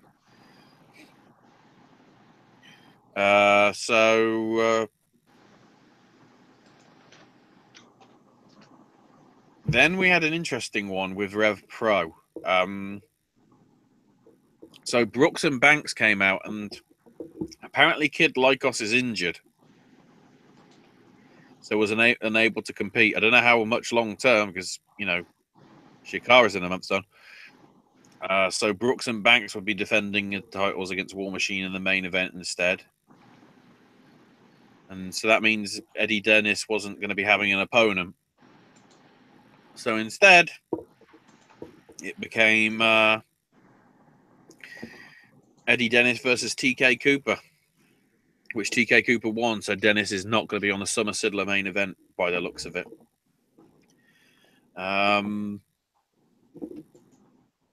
So then in the next match, when Cara Noir beating RJ Singh, some masked man sprayed Dan McGee's hair green, Dan being in the corner of RJ Singh. And then the masked man attacked Sting afterwards. Sorry, Singh. Rishi Ghosh said how he was worried and concerned about Lord Gideon Gray. And then whatever trance he was in, he snapped out of and won his match. And the other stuff. So CK retained the tag belts under War Machine rules, which is basically there are no rules. It's worth noting that Kid Lycos, who apparently was injured, did a dive off the top rope onto everybody. So Rowe then told him to sit down. Lycos didn't listen. Rowe punched him, and then he sat down. But Brooks hit both of them with a title belt to retain. So I guess ECK a heel? I don't know. So with Defy Wrestling, Shane Strickland retained over Leo Rush. From what I remember, Leo... Oh, no, that was the Leo Rush bit was CZW, so we'll get to that. In AAW, wins for Evilise and Jessica Havoc in the Women's Championship tournament that went down. Keith Lee beat Bob Holly to get a shot and a spot in the Jim Lynam Memorial Tournament that's coming up in October. It's worth noting, though, that the referee got knocked out and Holly hit the Alabama Slam on Keith Lee, but then Sami Callihan hit a super kick, which allowed Lee to hit ground zero for the win. Said to be a pretty good match, though, certainly. Zachary Wentz and Desmond Xavier retained the AAW tag belts, beating Stephen Wolf and Trey Miguel. And then in the crazy main event, Phoenix, Fox, and Juventud beat Callahan and the Christs. Afterwards, the OI4K guys beat down on the winners. And then Callahan took Phoenix's mask just like he did a year ago. And then once he got another mask or whatever from somebody, Phoenix challenged Sammy to a mask versus title match for their next show at the end of August, which just so happens to be PWG/Shikara weekend, which is probably the only other show that's happening that weekend of many major note. Jesus. So the style battle the WWN had was won by Fred Yehi. On the FIP Heatstroke show, Priscilla Kelly retained the Shine Nova title. She defended against Stormy Lee. John Davis retained the Florida Heritage title over John Schuyler. Fred Yehi beat Tracer X to retain the World Heavyweight title. And then the match between the Hooligans and the Ugly Ducklings went to a no contest because Odinson and Paro, who did an attack at in the first match of the night. So in the early match, Duran basically said, "I told everybody what was going to happen, and you wondered whether it was going to happen. We're here to make a statement." So then, of course, the statement happened at the end when they attacked both the champs. And basically, they're basically indicating that they're going to be the tag champs somewhere down the line. Scary stuff, I guess. So with the CZW stuff, Ace Romero won the aerial assault match featuring Ken Broadway, Smiley, Mike Greco, Brandon Watts, Jason Gorey, Anthony Bennett, Kit Osborne, Pandita, and Jimmy Lloyd. Maxwell Jacob Friedman retained the Wired Belt over John Silver. The Storm of Entrails beat the Awakening and Hosaka and Yaguchi of Onita's crew. Tim Donst victorious over Austin Shakespeare. So then we had the CZW World Title match, Strickland retaining over Masada. Then the final chapter between Janela and Rush. Leo Rush won it. There was a crazy bit because they decided to do it obviously under no rules, pretty much. There's a crazy bit when I think there was a suplex or something off the top turnbuckle through a table on the outside. Leo Rush immediately got up and no-sold the table spot. I heard about this getting a lot of heat online. heat, but it's awesome because it reflects the fact that both guys are willing to go through anything and feel no pain. Right. Because they want to win. Now, keep in mind, I don't know what the situation is Janela and the grounds that he's on. I don't even know if the reason he's back is just because Leo Rush wanted his last match to be with him in CZW because of the feud that they had. So if you remember, Janela basically walked out on the company. Wanted nothing to do with Sammy. I don't know whether that's changed considering, the Devon Moore situation, and that's probably public enemy number one now. Who knows? So then we got to the Once in a Lifetime match between Anita and Tremont. As a spectacle, it's good. As a match, not so much. Probably partially due to the fact that Tremont's only just come out of the hospital. Because I guess during his last match, which was a hardcore match for, I can't remember what the promotion, but a few weeks back, I guess he came back to, his home in the Jersey area, and I guess he got an infection, which had him on a drip and everything, and not in great shape, but they did a little bit. It ended when basically Tremont got smashed with a C4 connected baseball bat. And then Yaguchi and Hisaka ran in to attack Tremont. And then Danny Havoc and Ricky Shane Page made the save. So it then became a Team FMW versus Team ZZW match, which Team FMW won. But then afterwards, Onita got on the mic and challenged Tremont to come to Japan for another match. But this time there'll be proper explosions, real explosions. And Tremont basically got on the mic and says, "I'll see you in Japan in October, son." And Onita was just slapping him because of reasons. So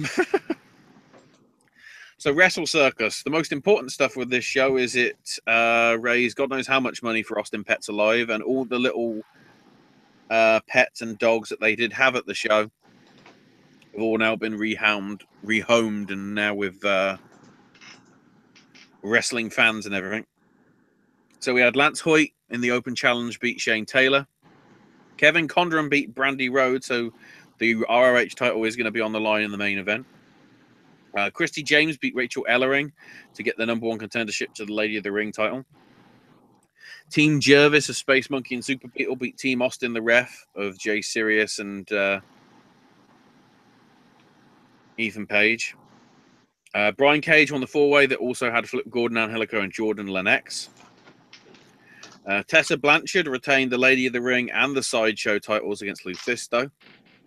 Then before the interval, Lever came out to Shane's music as a special guest, and basically Lever called out Sammy for a fight, basically saying that she didn't she didn't like the disrespect that he showed her and the brand, her and the company and all of wrestling. The last show. Sammy Guevara beat JT Dunn. Then Cole and Baker won the tag belts, beating Roppongi Vice. Roppongi Vice then saying, whether they were not coming back, it wasn't sure. They hoped to, certainly.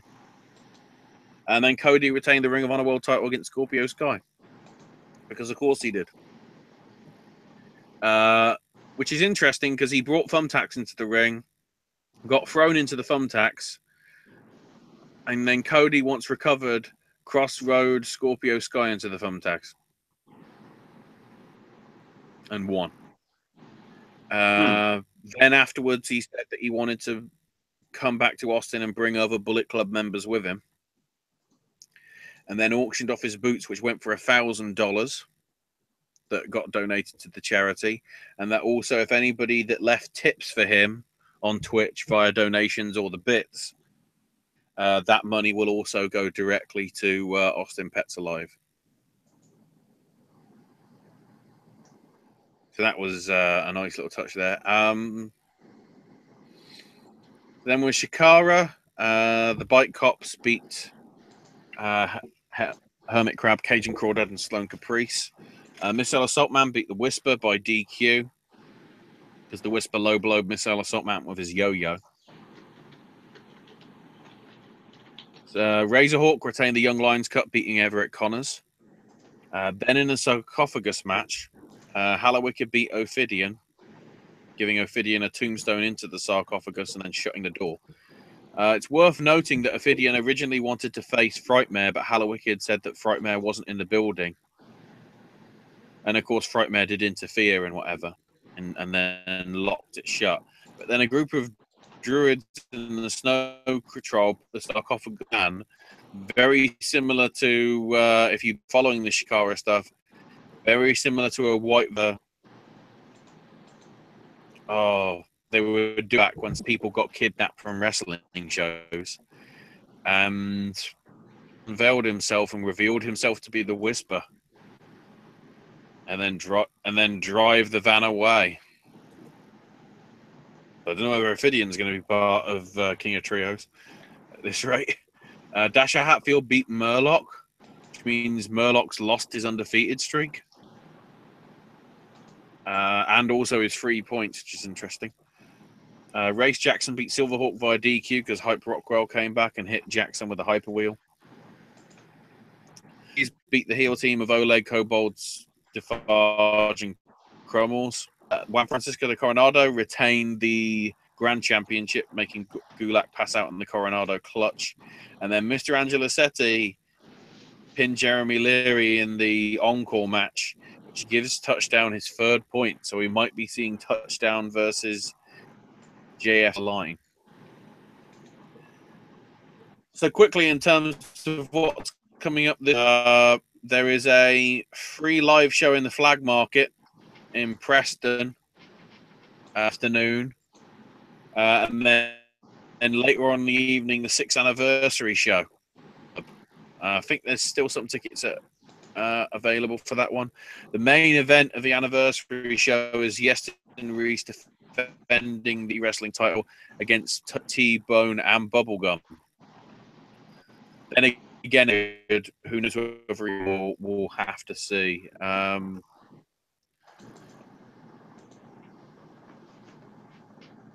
just seeing if there's any notes on the page as to whether he's being replaced. I'm seeing pictures.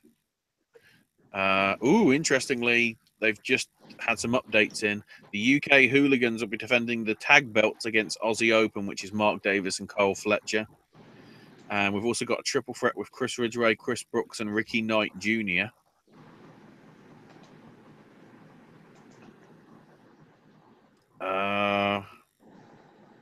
And there's some other stuff happening. The free shows apparently got Ashton Smith versus Jodie Fleisch as well. Oh, and Soraya Knight versus Sue Young. Well, let's hope that happens, please.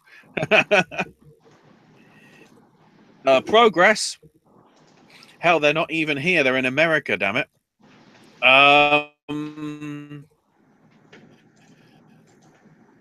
So I think they're both going to be on pay-per-view from what I remember. I believe so. Progress New York City. Trying to get the cards up. Probably be on the actual Progress Wrestling page. So yeah, they've got a show in New York City. I think tickets are still available in Corona, New York, which is going to be... They're actually doing the Evolve show. Following day, I think it's another Evolve show. Oh no! Okay, Evolve's doing the one night, and then I think the other show in Boston is being followed up or preceded by Beyond Wrestling doing a show, which again is on Flow Slam, I think, or at least on some sort of pay-per-view service. Just trying to have a quick look, see if I can get the card.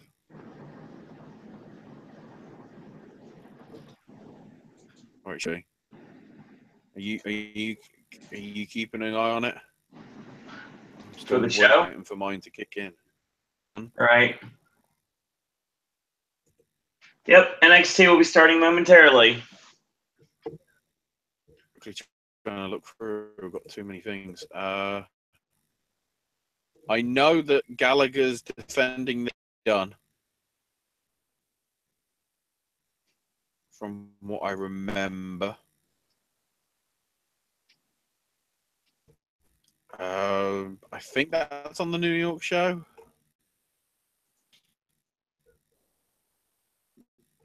Oh, James Davis is now going by the name Strangler Davis. I actually like that. So the Walter versus Riddle match. We've also got Power Trip taking on British Strong Style for the tag titles. Title is Pete Dunne and Gallagher. We've also got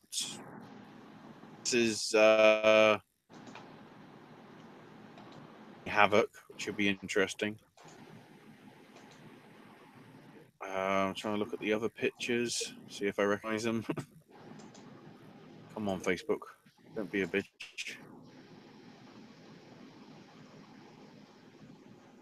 That's good. My stream's gone, so I don't know what's happening right now. Even see. I know by the looks of it, Dakota Kai is teaming up with Dahlia Black, facing Ginny and somebody for the in a women's showcase, I guess.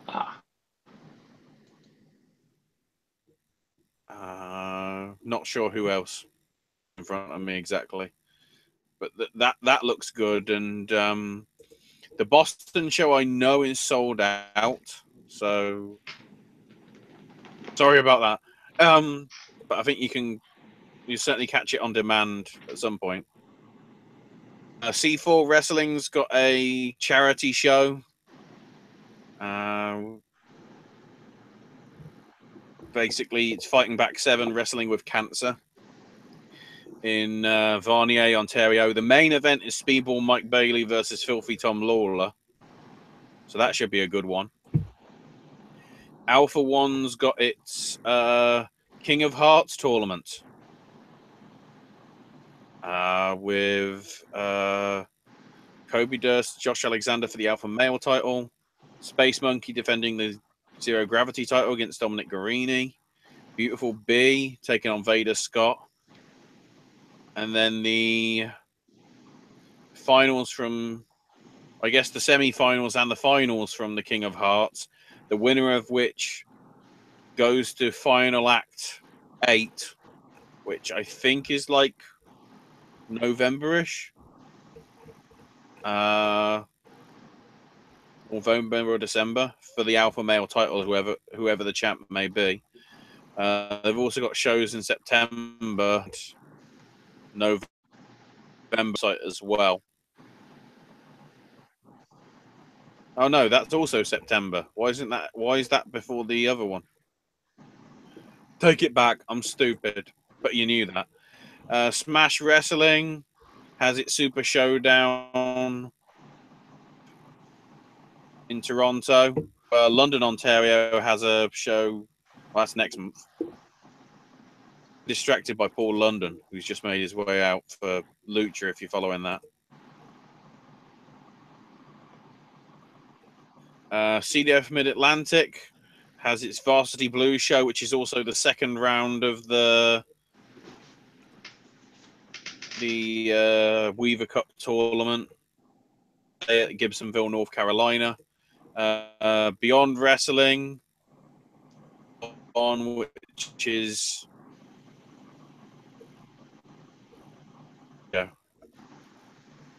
wait, what?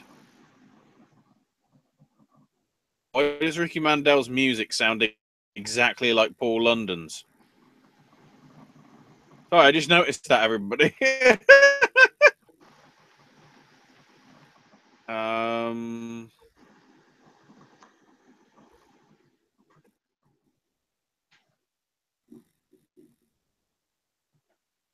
Okay, so the show that Beyond Wrestling's having is Donovan Dijak's last match for Beyond Wrestling.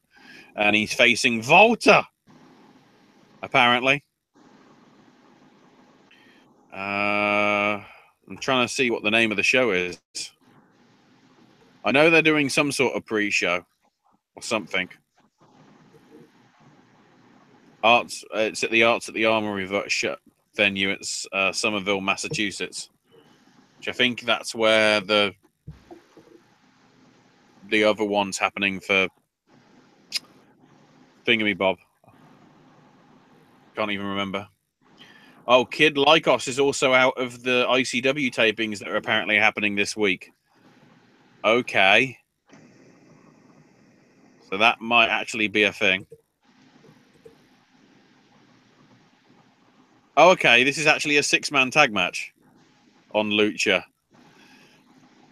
So it's weird checkerboard guy, Paul London, and the other one taking on Mandel, PJ Black, and Taya. I believe whoever wins this gets the medallions. I think. If we're going by what happened last week. So the other big shows, Evolve 90 and 91, happening this Friday and Saturday. Evolve 90 and Joppa Maryland being double main evented by Walter versus Fred Yehai for the Atlas title. And Matt Riddle versus Leo Rush in the Leo Rush Final Hour Weekend Special Challenge match, along with other matches as well. And then Evolve 91 in Corona, New York, Matt Riddle defending the WWN title against Keith Lee, Tracy Williams, and Walter. Also with Dickinson and Yaka versus the South Pacific Power Trip of TK Cooper and Travis Banks in a rematch from the Super Show from WrestleMania weekend. So all that interesting stuff is happening this weekend. Go to their respective Facebook pages for more details and tickets if you need to. Meanwhile, me and Owen are going to be reacting to wrestling, I guess. So what are you watching at the minute, Owen? Well, right now we are showing Ember Moon and Asuka setting up to have a contract signing next week on NXT for their match at TakeOver Brooklyn. Mm-hmm. And beforehand, we actually had a segment that started off with Nikki Cross coming out, yelling AOP, AOP, AOP, and then all of a sudden, here comes Killian Dane and Alexander Wolf. The Authors of Pain show up with Paul Ellering on the ramp, and they get jumped from behind by Eric Young. He grabs a zip tie, and he zip ties Razor to the guardrail, and Akam gets destroyed. Dane hits the leaping back senton on 3 separate occasions. And then Razor shows his power and rips the guardrail off and starts dragging it with him. He gets under the bottom rope, then he starts getting stomped. And then Wolf picks him up in a backdrop suplex. And Eric Young gets on the middle turnbuckle, dives off with a leaping neck breaker. I like that. That was nice. Nikki Cross grabs a tag belt and gives them to Eric Young and Alexander Wolf. And basically they drop them on the rather prone bodies of Akam and Razor. Okay. Pretty cool. Good opening. Mm-hmm. Odd opening start off the show.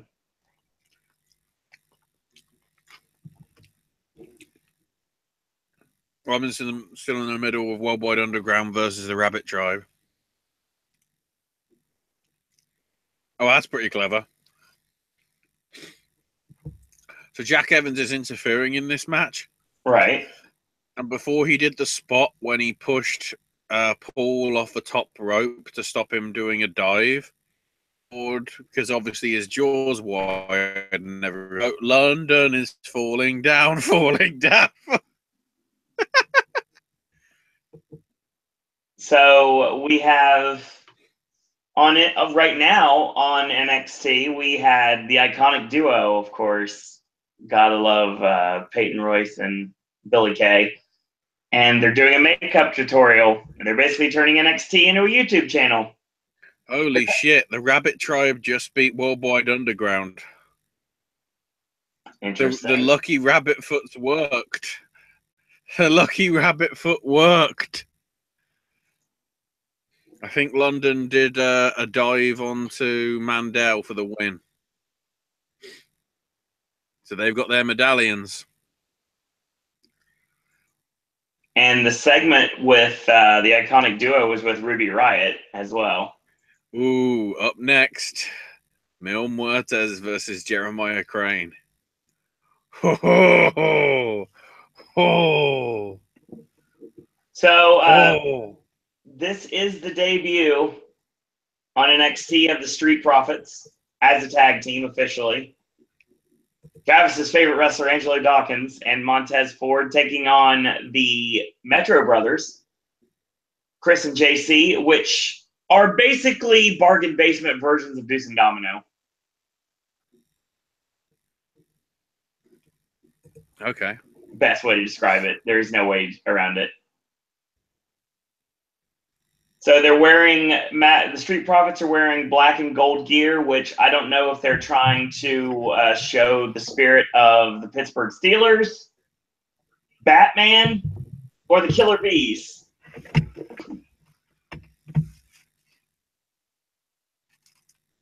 Spoiler alert, they're talking about the franchise Shane Douglas.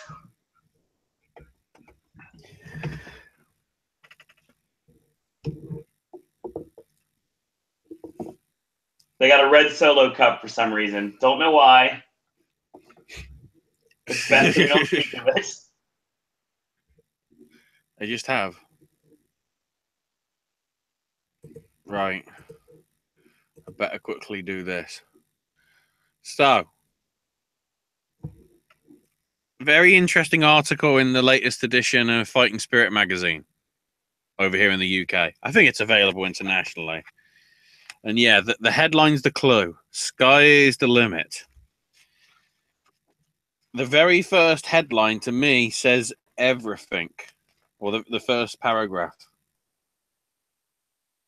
Back in the November 2015 issue, they said about they were looking at the ring figures in the UK. And back then, concerns were raised that the live airing of Raw was no longer guaranteed to pass the 100 threshold.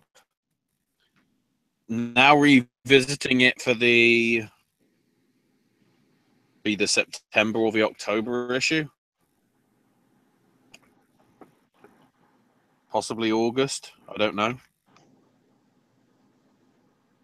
The June 20th show, which I think was that the show after Payback. So many shows. I remember the dates. Little time. Well, June 20th. That's what. How many people in the UK show? That's including live and on archive. You know, on demand via DVR and whatever.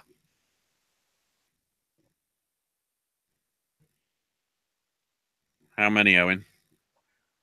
That's anyone's guess at this point. 18,000. Oh my god. 18,000. I don't know whether the graph will come up.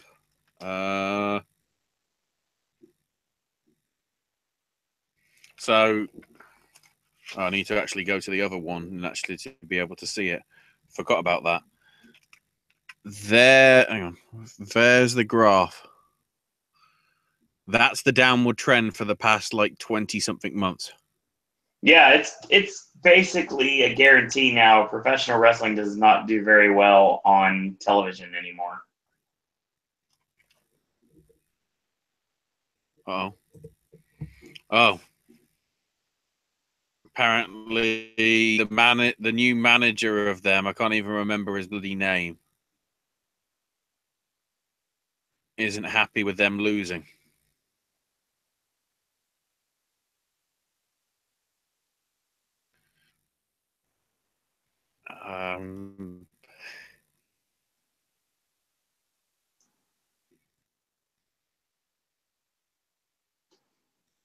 And the Street Profits have won their first match.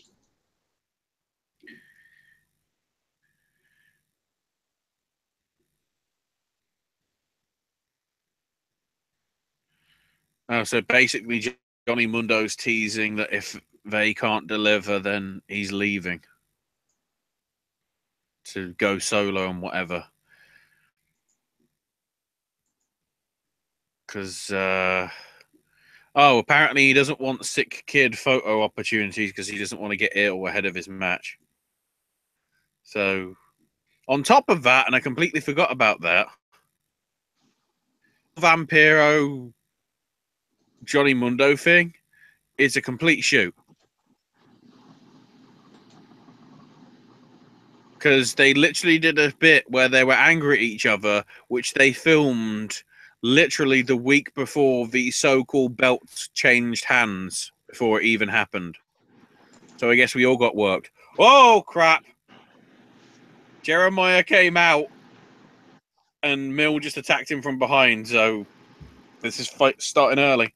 The other graph that I wanted to show you is that one. That is the percentage downward of viewership of January to June 2016 compared to January to June 2017. January 50% down, February 48% down, March 53, April 45, May 27, so that's a bit weird, and June 44%. The averages for the whole of 2016 to 2015, the average is 53% down. And they say WWE isn't in trouble. Webcam off. Oh, it's a weird situation. You know, it does make you wonder what the hell they're going to do in terms of the British deal. Because if it's doing that bad viewers and nobody's watching, are WWE going to put it on? Are they going to put it on in the UK? Or because it's basically filling up a gap? I guess the question is, will it... are they just going to be happy to have it there to fill empty gaps in their schedule?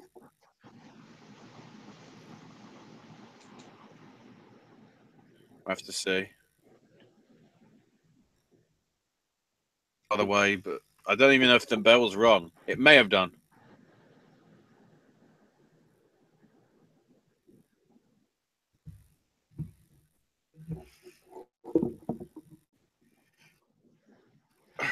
So it's announced TakeOver. It's going to be Hideo Itami versus Aleister Black.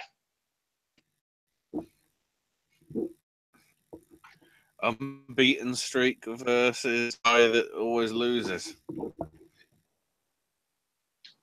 That's good. Yep.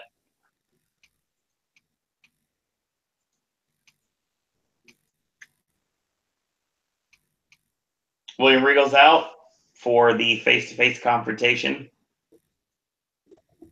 between Bobby Roode and Drew McIntyre.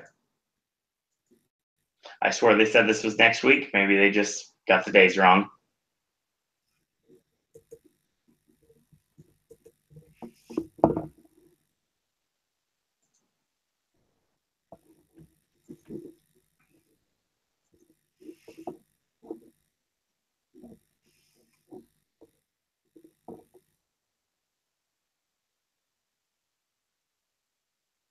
So the Street Profits tag match, it was okay. Good double teams. The Metro Brothers didn't look very good, honestly. And Dawkins hits a corkscrew splash in the corner, a riding bomb, and then Montez Ford comes off the top with a frog splash for the win. It happened. Yeah.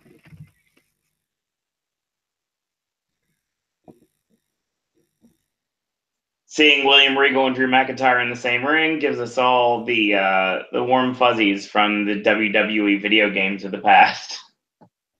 Pretty much. What's going on in Lucha right now?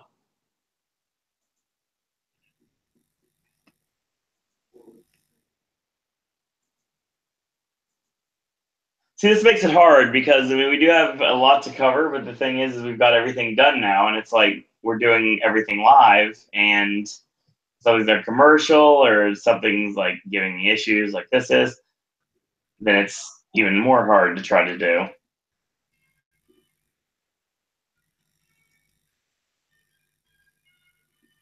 What's going on right now in Lucha, Ashley? Still on commercials. Interesting. We're still on commercials. Yeah. God damn it.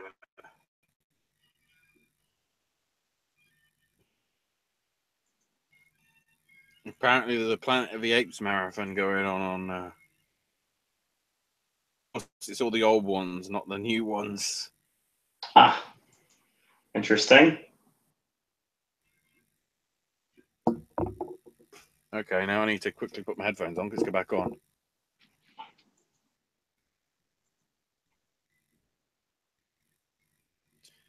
Oh, so apparently the fight's gone backstage and... Oh, shit! He just got put through a polystyrene door. Who uses polystyrene doors? So basically, they went backstage during commercial, and apparently during the commercial, Dario has basically said, this match is now no DQ. Ah. So they're fighting, you know, one doors, but clearly, like, it's a polystyrene door. So sure. And they're actually doing, like, crazy echelons area rather than a bit down at the bottom. Interesting. Oh, God. They're going on top of Rio's office. It's on the other side. That's supposed to be... I don't know what that is. Oh, is he trying to throw him through the announce table that's beneath them? Oh, and he slammed him into the floor of whatever the roof is, and he went down into the bleachers. Like he's actually going to throw him all the way.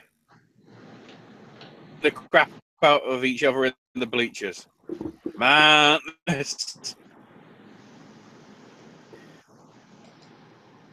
and now we're seeing Katrina's ass.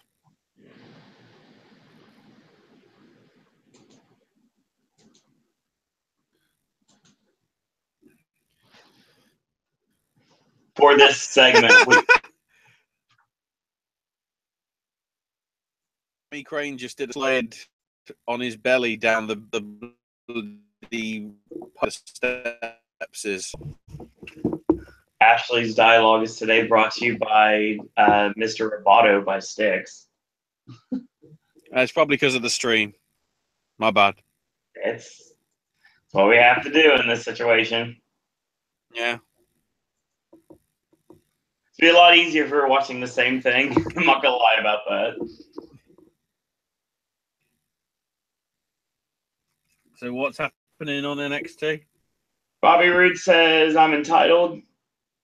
From the moment I walked into this company, I said I was going to make a change. I was going to be the face of the brand. I was going to become the next the NXT champion. If you take a good hard look around Drew, I have done everything I said I was going to do. Mm-hmm. I have to read captioning because I can't listen to the show. That is right, Drew, whether you like it or not, this is my NXT. It's not yours. It's not theirs. It's not we. It's me. This is my NXT. Pretty much. I appreciate the fact that Bobby Roode has turned into the Duke from Moulin Rouge. As long as he isn't the Duke from AIW. No. Can't say anything. At least not yet. Bobby Roode didn't need to become chosen because everybody knows Bobby Roode is simply the one.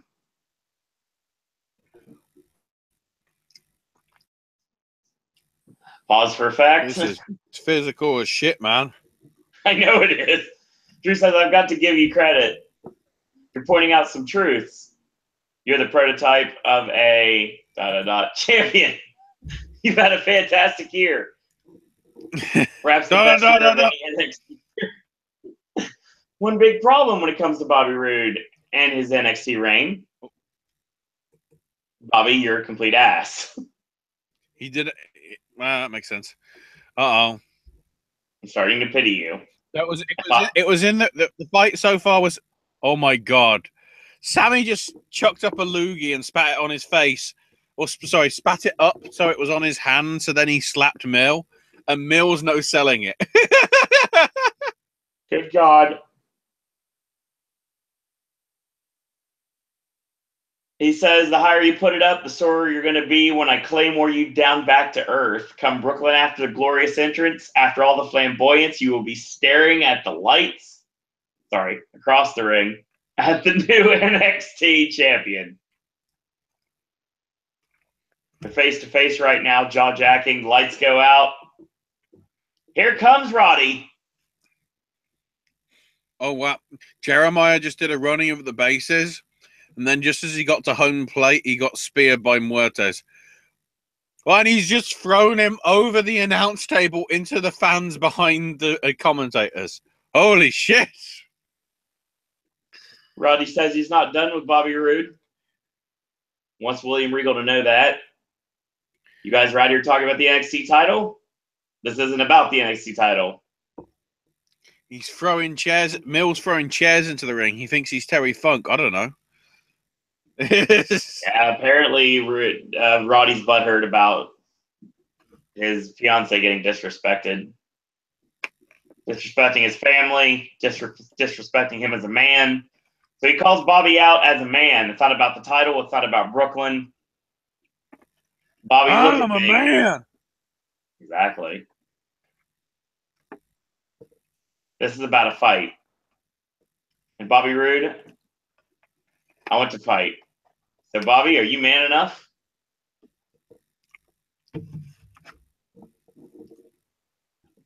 Regal says, Roddy, I've already told you. It's like, Mr. Regal, one more time. I've respected everything. Roode says, shut up. I got this.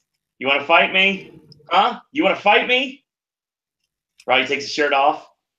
Roode takes his jacket off. You want to fight? Oh, you know what? I'm not afraid of you. I'll fight you any day of the week. Raise the title of the air. Matter of fact, I'll put my title on the line. How about that, huh? You want to fight? You got to fight. The only thing you've got to do is go through him first.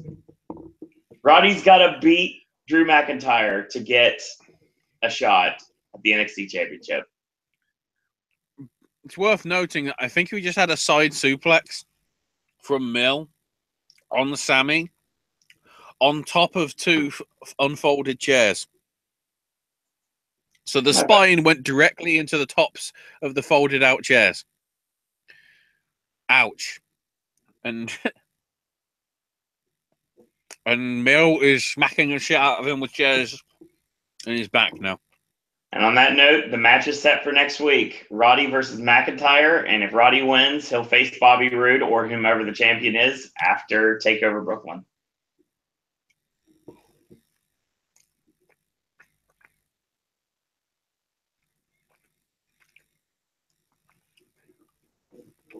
I love the fact the commentators are going, this match feels personal.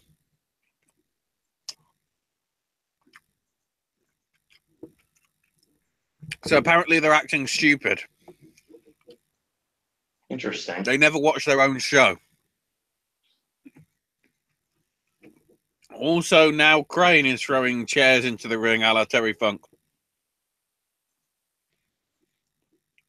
He just smacked him in the side of the head with the edge of a chair twice now.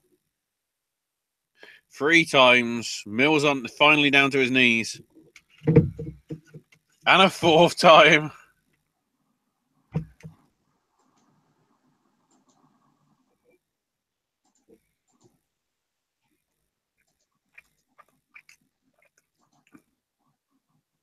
Bring another chair.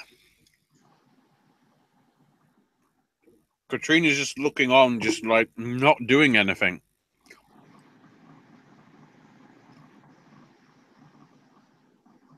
So he's unfolded the chair and put it over his neck to try and smack him.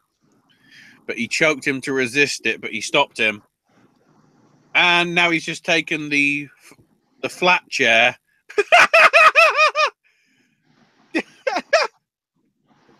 God, I've got to turn on the webcam again. So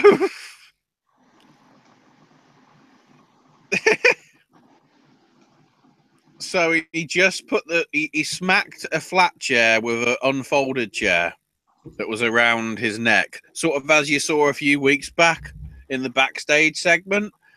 And one guy in the crowd was doing this.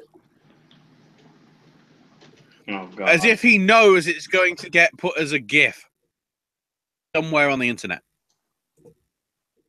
Oh, shit. They did a table spot and the table didn't break. I am the table. These are American tables. Why did it not break? What the shit? What's going on?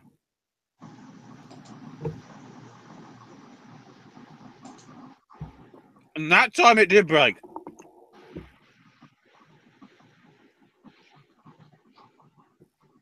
That time it did break. It did actually go.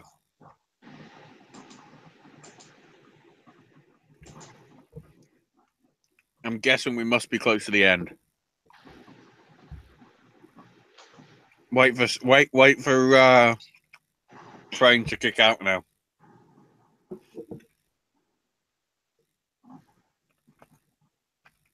Up next, Danny Burch versus Oney Lorcan. What? So Mill went for the spear, but Callahan grabbed him mid-spear and locked on the guillotine choke. Holy shit. That happened. Mill was on the verge of being out of it, but is now powering out of it. Slamming,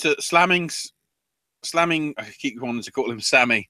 Slamming him into the corner multiple times to try and stop the hold. Oh, wow, he just threw him off like he was a sack of oranges. Oh, and there's the spinning choke slam. And Crane kicked out. Oh, this match. This bloody match. This bloody match. Man, this is good. I mean, the polystyrene door wasn't good, but other than that.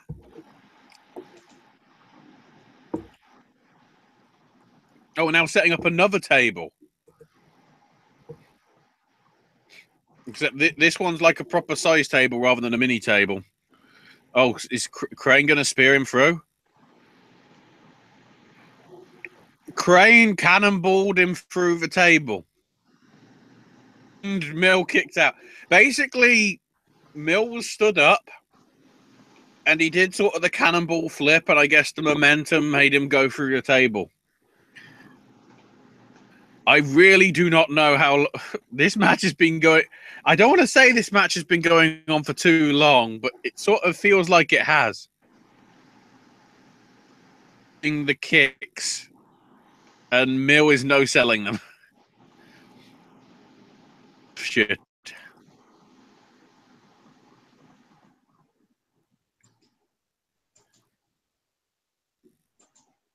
Gives him the flatliner, 3 count. This match is finally over. Muertes wins and progresses onto the semis. Holy shit. I think that might be one you have to check on the archive, Owen. Blimey. All right. What's been happening on NXT? Johnny Gargano. He's being interviewed. He says it was strange to be alone, but he remembers DIY's reaction in Brooklyn last year. But that means that he's never going to be alone. Kiss of death on the lip. Kiss of death on the lips. And Crane was smiling. So he grabbed him up and gave him it's like a choke slam DDT. I don't know what move that is. Like he grabbed him up if it was for a choke slam, but then just pulled him down for like a spike pile driver style thing.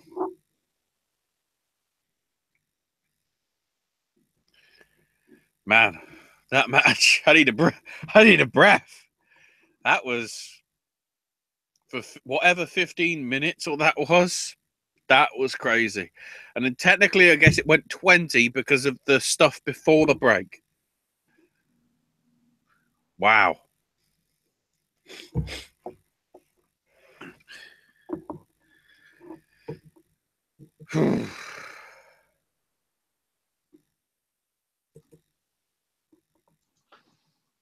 So we've got Danny Burch against Oney Lorcan in the ring right now. Him and Oney now? Yeah. Oh. Oh,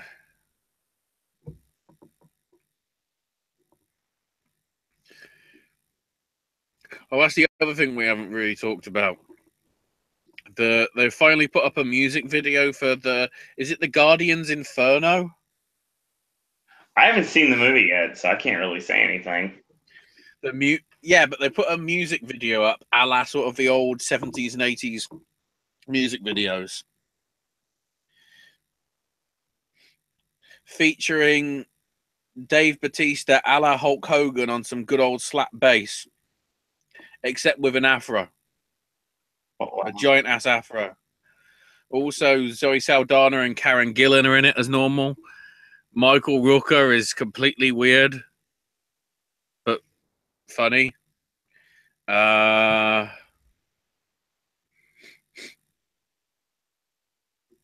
James Gunn's on drums, and then the former Mr. Farris shows that what the shit is. Okay, they've got, I guess, some video package for Kill Shot, but I swear for that 3 seconds that they had of it for this Modelo beer stuff, because they sponsor it. Right. He looks like a Cyberman because of the way they frame it and because it's in black and white. It's like, jeez.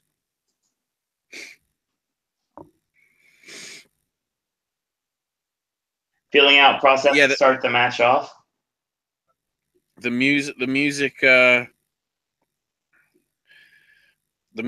video, I don't know when it got done, but it's brilliant with Hoff and, you know, pretty much all the major names from the show, both with makeup and without makeup. Really, Zoe isn't green, and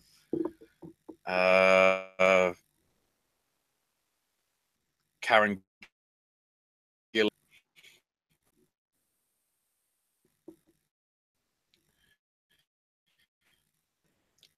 So now I'm just waiting to see what they show. Nice cravat by Danny Burch. If anything.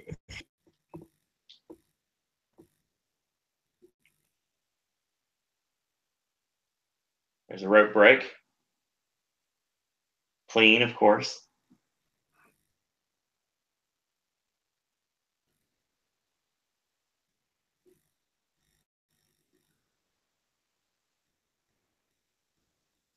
Starting out slow, but this is going to pick up rather quickly.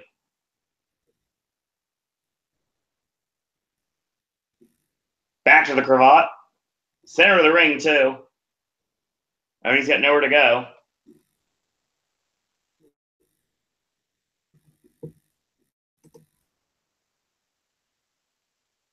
Escapes out. Shoves him off. Uh-oh. We're at Dario's office. Nice. Leapfrog into an ankle pick, into a flapjack. Nice European uppercut. Now they're going to trade them.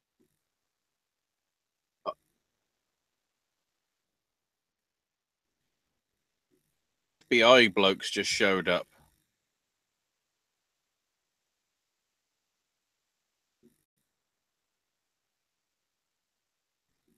The order is a replacement for Delgado. So apparently Dario's not heard that Delgado got murdered by Cage's.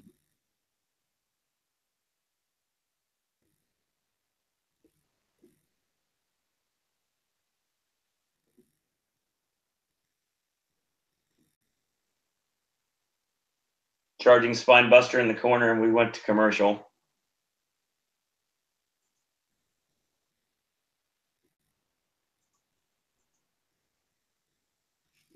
The guy in the limo needs a watch on the temple, apparently. The weird person is.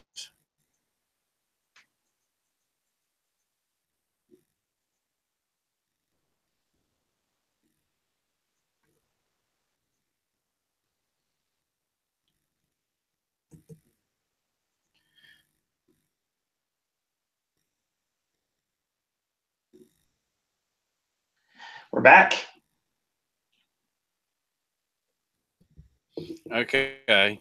This black guy is a Pentagon Dark fan. War is coming.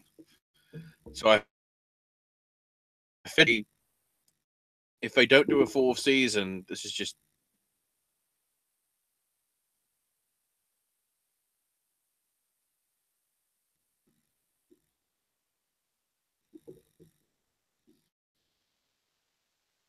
Vicious chops by Andy Lorcan.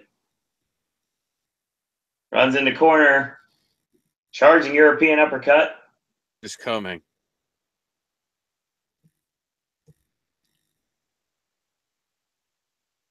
He says we're everywhere.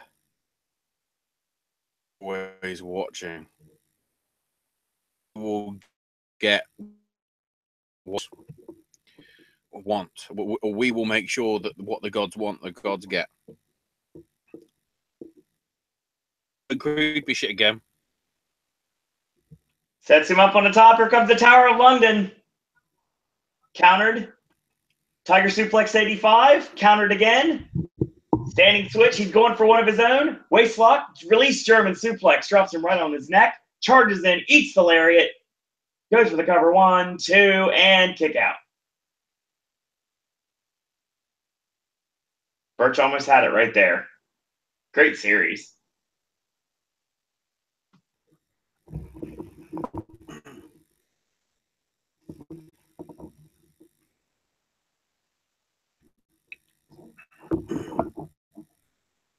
Picks him up, blocks the suplex. Lorcan counters out, basically using his own weight to carry his momentum. Oh, shit. It's Tejano versus Pentagon Dark. And he hits it this time. 1, 2, no. 2.5 on the Tower of London.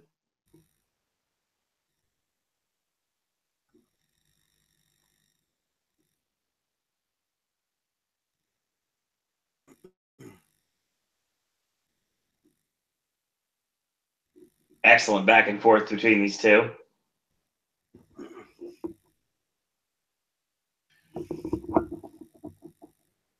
Picks him up, lands on his feet, charges in, eats the European uppercut from Oney Lorcan. Lorcan says he's got him where he wants him. Going for the diving guillotine, but of course he got caught, ducks the clothesline, comes off the ropes, European uppercut, sends down Danny Burch, fires off the ropes, hits the rolling flying guillotine. 1, 2, 2 count only. 2. Excellent series here.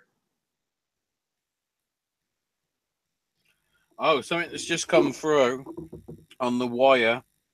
Mayweather's formally requested to use 8-ounce gloves for the fight against McGregor. The waivers basically, because the deadline for all the things to be set for the match is coming within the next few hours. So yeah, the Nevada Commission says that matches at the 154 weight, which is what they're both going to be at, hopefully, require 10-ounce gloves. But Mayweather wants lighter gloves, which would offer less cushioning for the hands, but lead to punches being more punishing. The committee is now going to meet, which I guess is Tuesday. No, Wednesday, next Wednesday. And then they'll decide whether the 8-pound gloves will be allowed or whether they'll be 10-pound.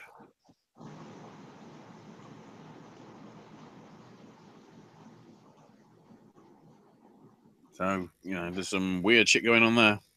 And while that was going on and while that was being said, Danny Burch won the match. Oh, wow. So basically they were jockeying for position, going for the half crab again. And Burch used his momentum to put the shoulders on the canvas, and he won the match. They traded slaps. They traded lariats. They basically just beat the daylights out of each other. And now Burch is offering a handshake. That thing about them challenging for the tag belts I talked about weeks ago? Yeah, I see that happening somewhere soon.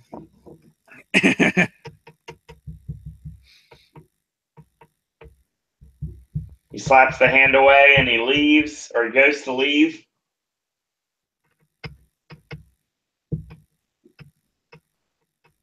Burch is like, "What are you doing? What was that?" Reading him the right act. When he extends his hand, Burch shakes it, mutual respect.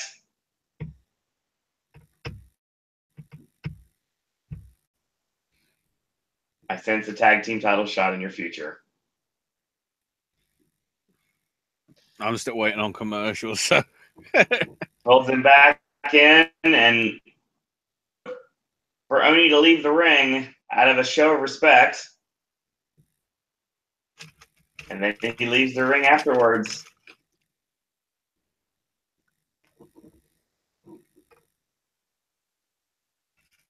Big win tonight.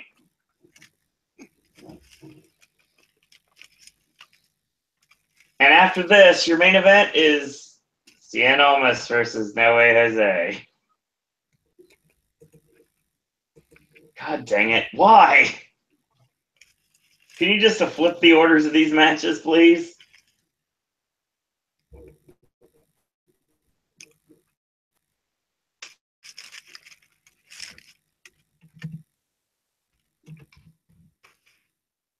we're back.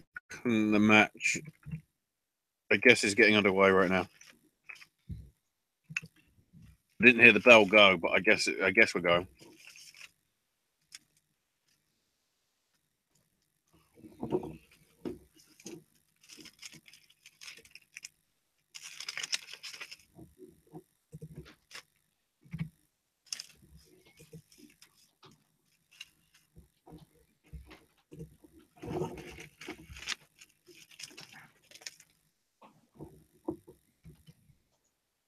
So, yes, after that tremendous match, we get No Way Jose in the main event.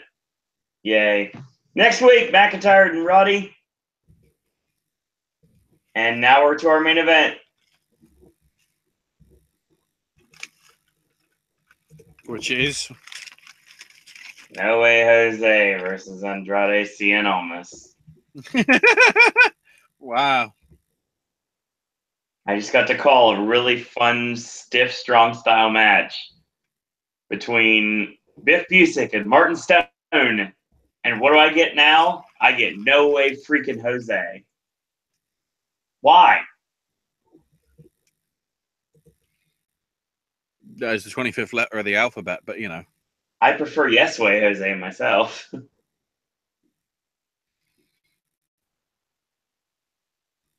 Way Jose.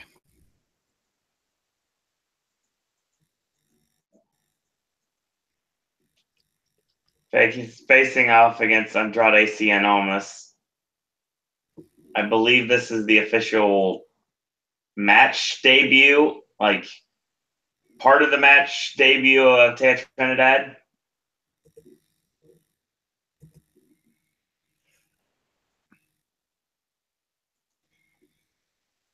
We'll go with that for sake of argument.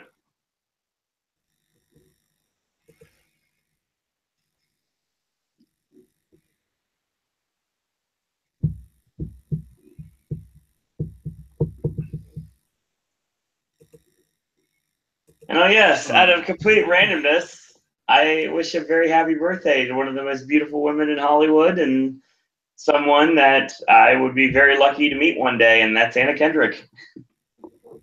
Indeed. Must be in Brenda showing up. They're adamant that he's their client, apparently.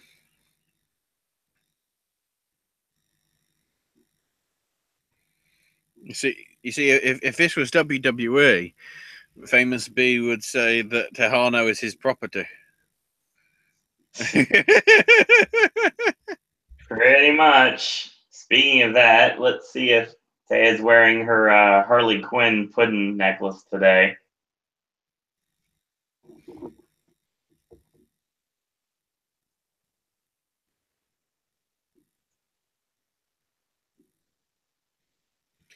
Don't get me wrong, this is a good match, but it feels like both shows have had the matches on the wrong order. The second to last match is what should have been the main event. Then again, I don't know how great. You know, this is good. I don't know how good the match you're watching is, Owen. Oh, it's probably going to suck overall compared to yours. So just announced from Pro Wrestling Revolver for their October 28th Clive, Iowa Seven Flags Event Center show, Tales from the Ring. The main event is the battle between the Chosen Bros, Matt Riddle versus Jeff Cobb. Oh, wow.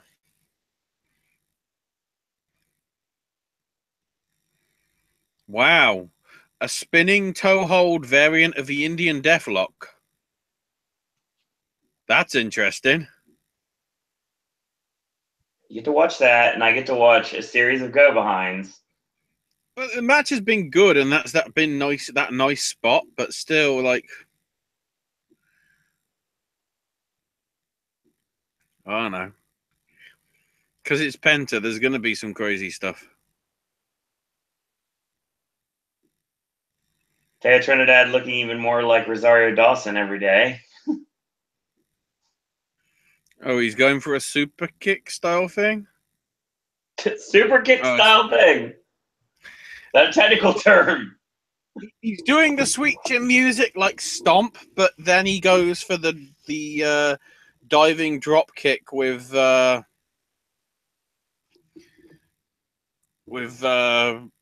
in the tree of Jennifer Lawrence.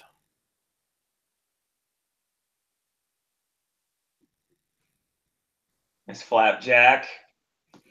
Diving leg drop, also apparently known as a Rough Rider.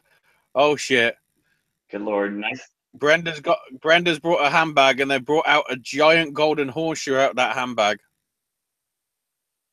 Brenda's got in the ring and is trying to cause a disagreement.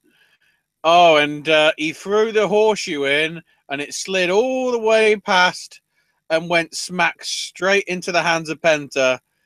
He's just punched him with the horseshoe. I think he's officially dead. Tejano's officially dead. Penta's won easy.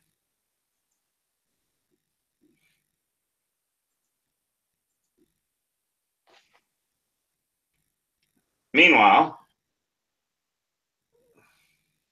well, I'm just waiting because, yeah, he's about to break the arm.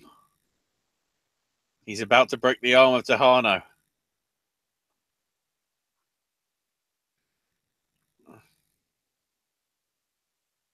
big chop in the corner on Jose. Famous B's on the mic. He's begging Penta to not break his arm. And Famous B's happy. And Famous B just got super kicked the shit out of it. Super kicked the hat off his head. And, oh dear. Famous B's arm is going to get broken by Penta.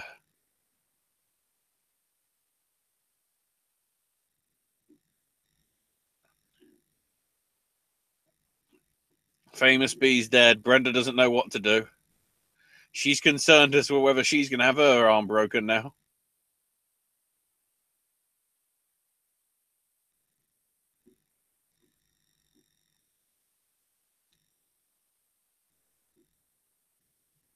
Setting up for El Sombra, and he hits it.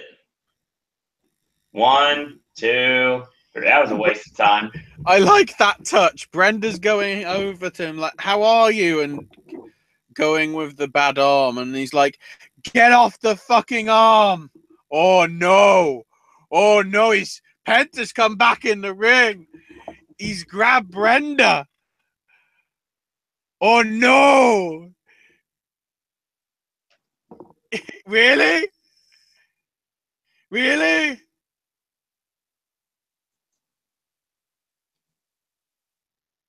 He just broke Brenda's arm as well.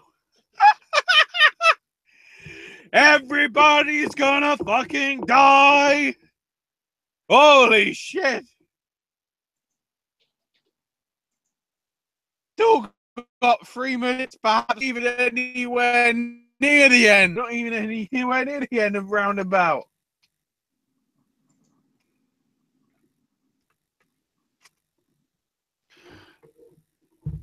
Oh shit. Next week, Prince Puma versus Phoenix and Penta versus Mill. Holy shit.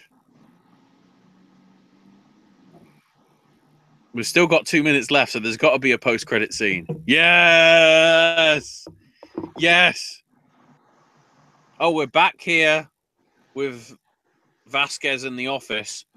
And Katrina... Oh, wow, Katrina showed up.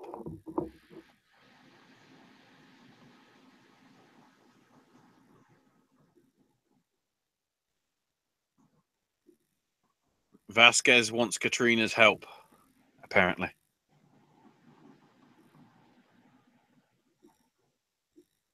Ooh, this is intriguing.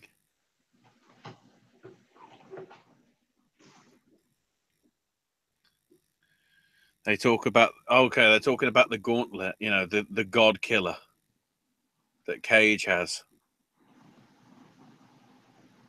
Katrina isn't bothered. Okay. She says how she gave her life twice with her half of the medallion. And Katrina's stuck between two worlds.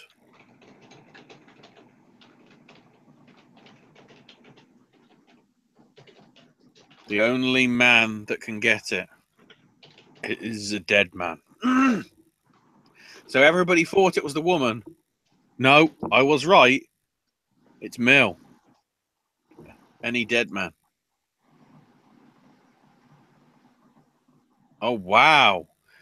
So apparently this half medallion means that Velasquez is immortal. and she's willing to give up her immortality and her half of the thing as long as she gets the glove. Oh shit! Velasquez is Katrina's mother. What? What? There's about a 4. Wait. Did she give birth to her when she was 4?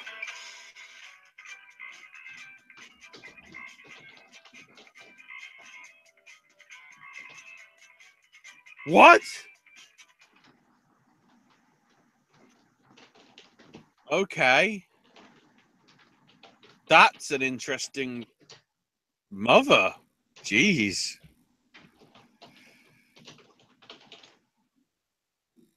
Christ. She doesn't look... The age difference doesn't look that much. Hang on. Who's the actress that plays Vasquez?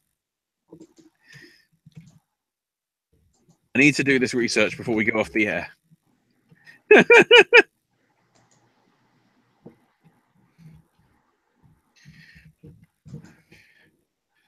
Who is the woman that plays Vasquez?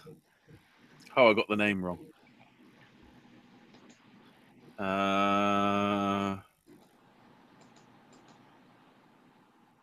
Okay.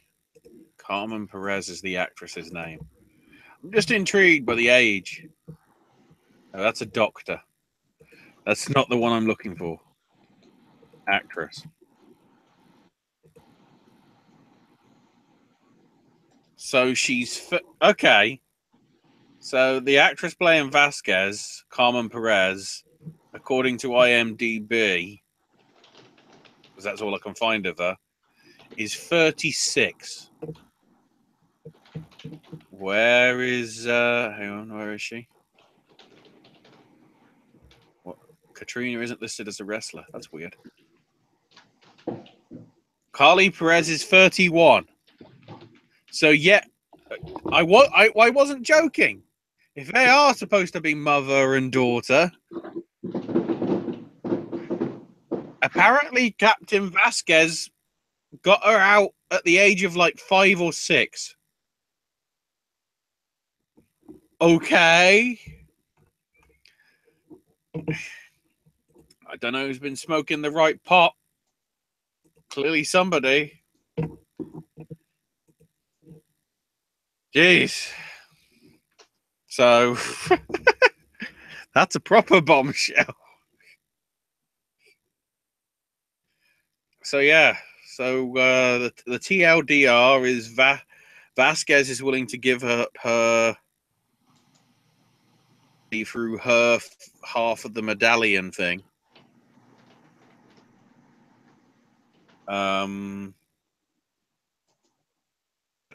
Katrina can get Mill to get Cage's glove.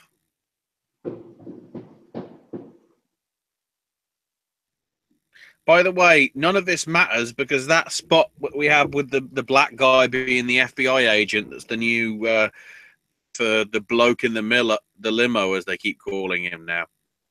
It's not the cigarette smoking man, it's the bloke in the limo.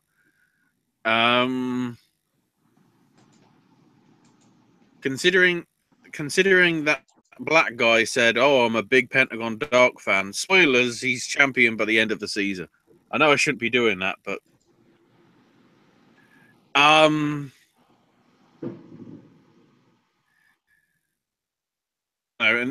the fact that they said that the war is coming, you know, the God's way versus what, you know, whoever tries to do whatever. So they've left the seeds there for a 4th season. Just the question is, will it happen? Anywhere near the end of the season yet? We've still got like, I don't know how many, like 10 episodes at least, I think, left. Wow, I'm just seeing the spot where the guy broke the barrier and dragged it to the ring. Wait, are the Authors of Pain supposed to be faces? I don't think so. why are they doing it then? Like we should feel sorry for them then because they're getting the beating the shit out of them by. That's weird.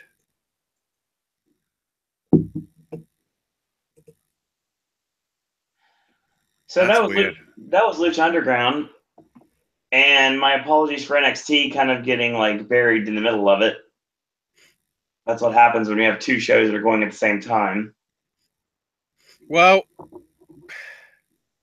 it sort of was handy though that right when the other match was ending, you know, the crazy match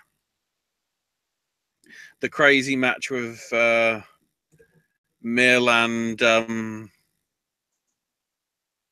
just as that ended, the Morgan and Birch started up, so it probably went right. No, it's weird because it started off with nothing at the start in terms of video stuff, but you had like important story shit happening. You know, this new FBI guy that's keeping control of everything, and the Vasquez stuff, and the fact that next week you've got, you know, Ricochet versus Phoenix, and Mill versus Penta. For sure. That's a heck of a semi-final lineup. The thing is, nobody's watching. Except me and Owen. Yeah. Probably. NXT in a nutshell, make it real simple. Opening segment, really well done to build up the heat between Sanity and make Eric Young return because we haven't seen him in a while. And just show that the authors of pain can be vulnerable. I like that. We got the Asuka Ember Moon contract signing next week. We had the debut of the Street Profits, which was kind of a formulaic tag match against Not Deuce and Domino, JC and Chris Metro, the Metro brothers. Hideo Itami and Aleister Black signed for TakeOver. They had a nice back and forth with Bobby Roode and Drew McIntyre, which was interrupted by Roderick Strong. And we're ending up next week. We get Drew and Roddy, the battle for the sick kick versus the Claymore. And we'll find out if Roddy wins, he gets a shot at the NXT Championship after TakeOver Brooklyn. Johnny Gargano wants a challenge for TakeOver, and later on in the night, it's accepted by Andrade Cien Almas. Danny Burch and Oney Lorcan, you need to watch this match. Really good, very well done, and it's about 9.5 minutes long. Very well done, strong style match. I very much enjoyed it. Cannot wait to see these two as a tag team. And the main event with Andrade Cien Almas against Noe Jose was just kind of a very short, less than 4-minute match. Not much to anything.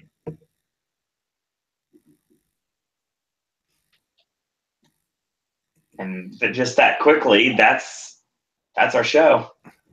Part of me does hope that the Street Profits actually like live streamed their matches on like Twitter. I guess the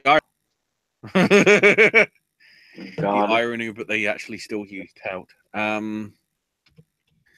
me have a quick look to see whether we've got an early list as to what's coming up on Monday. Oh, no, it's not updated yet. Or seeing if we knew what was coming Monday, you know, on the network, you know, after Raw. But we don't have anything listed, so there you go. So, in a nutshell, that is the Wednesday Wrestling Popcast. Join us tomorrow night tomorrow afternoon, somewhere for the Sip and Snack. Once again, returns. Friday, AJ's got a special versus. Should be a fun one. And then on Saturday, AJ's movie reviews is coming your way. And let me see if I remember. I have no idea what he's reviewing this week. I'll shoot with you. I have no idea because the movies that are coming out this week are The Nut Job 2, which is a sequel to one of the worst movies of all time, and Annabelle 2, which AJ usually doesn't want to go see horror unless it's good horror, and we hate the first Annabelle. So probably saving money next week for Hitman's Bodyguard and Logan Lucky. But I will say right now, I have no idea what's going to be reviewed, but I will say that in the very near future, everyone will know. Sunday, of course, and Monday both. Who the fuck are Juice and Domino back? Once again, I said this already. Pay attention. Yeah, but I'm watching it. I didn't realize it was that much of a rip-off, though. I didn't hear the theme music, though. Are they still using like the 50s greaser style music? No, it sounds of like early Nirvana. Well, that makes no sense. Ashley takes the network back over on Sunday and Monday with Gaming with Ash and an assorted video that will be coming your way as well. So that's coming up very soon. And who knows, maybe, just maybe, we'll get some sort of an announcement of maybe some sort of a mashup or potentially a game being played, or you never know what original content could be coming. There are villains in the future potentially coming back. I guess we'll see what happens with that. And very soon, I will be getting my LIJ, New Japan Pro Wrestling, Hangman Page, Gorillas of Destiny, and brand new Elite shirt from Hot Topic Online. So on that note, Ashley, where can we find you on social media? I'm on Twitter at AshIsMyNameUK. Thank you, Jeremy Mills, for joining us in chat tonight. We really appreciate it, especially given the fact that we had an interesting start time. This was not something we're going to do on a regular basis. This is just something we had to do because of reasons. And on that note, as always, follow us on Twitter at Popcast Network. Follow me on Twitter at Sir Owen Disney. Follow the network on our Facebook fan page. Just click like on it if you'd like. It's under Popcast Network. And in a world where there are a billion wrestling podcasts, we're very pleased that once more this evening you have chosen a Popcast. I want to thank everyone for watching. Thanks, everyone, for listening. And until tomorrow, boys and girls, that's all we got to say about that.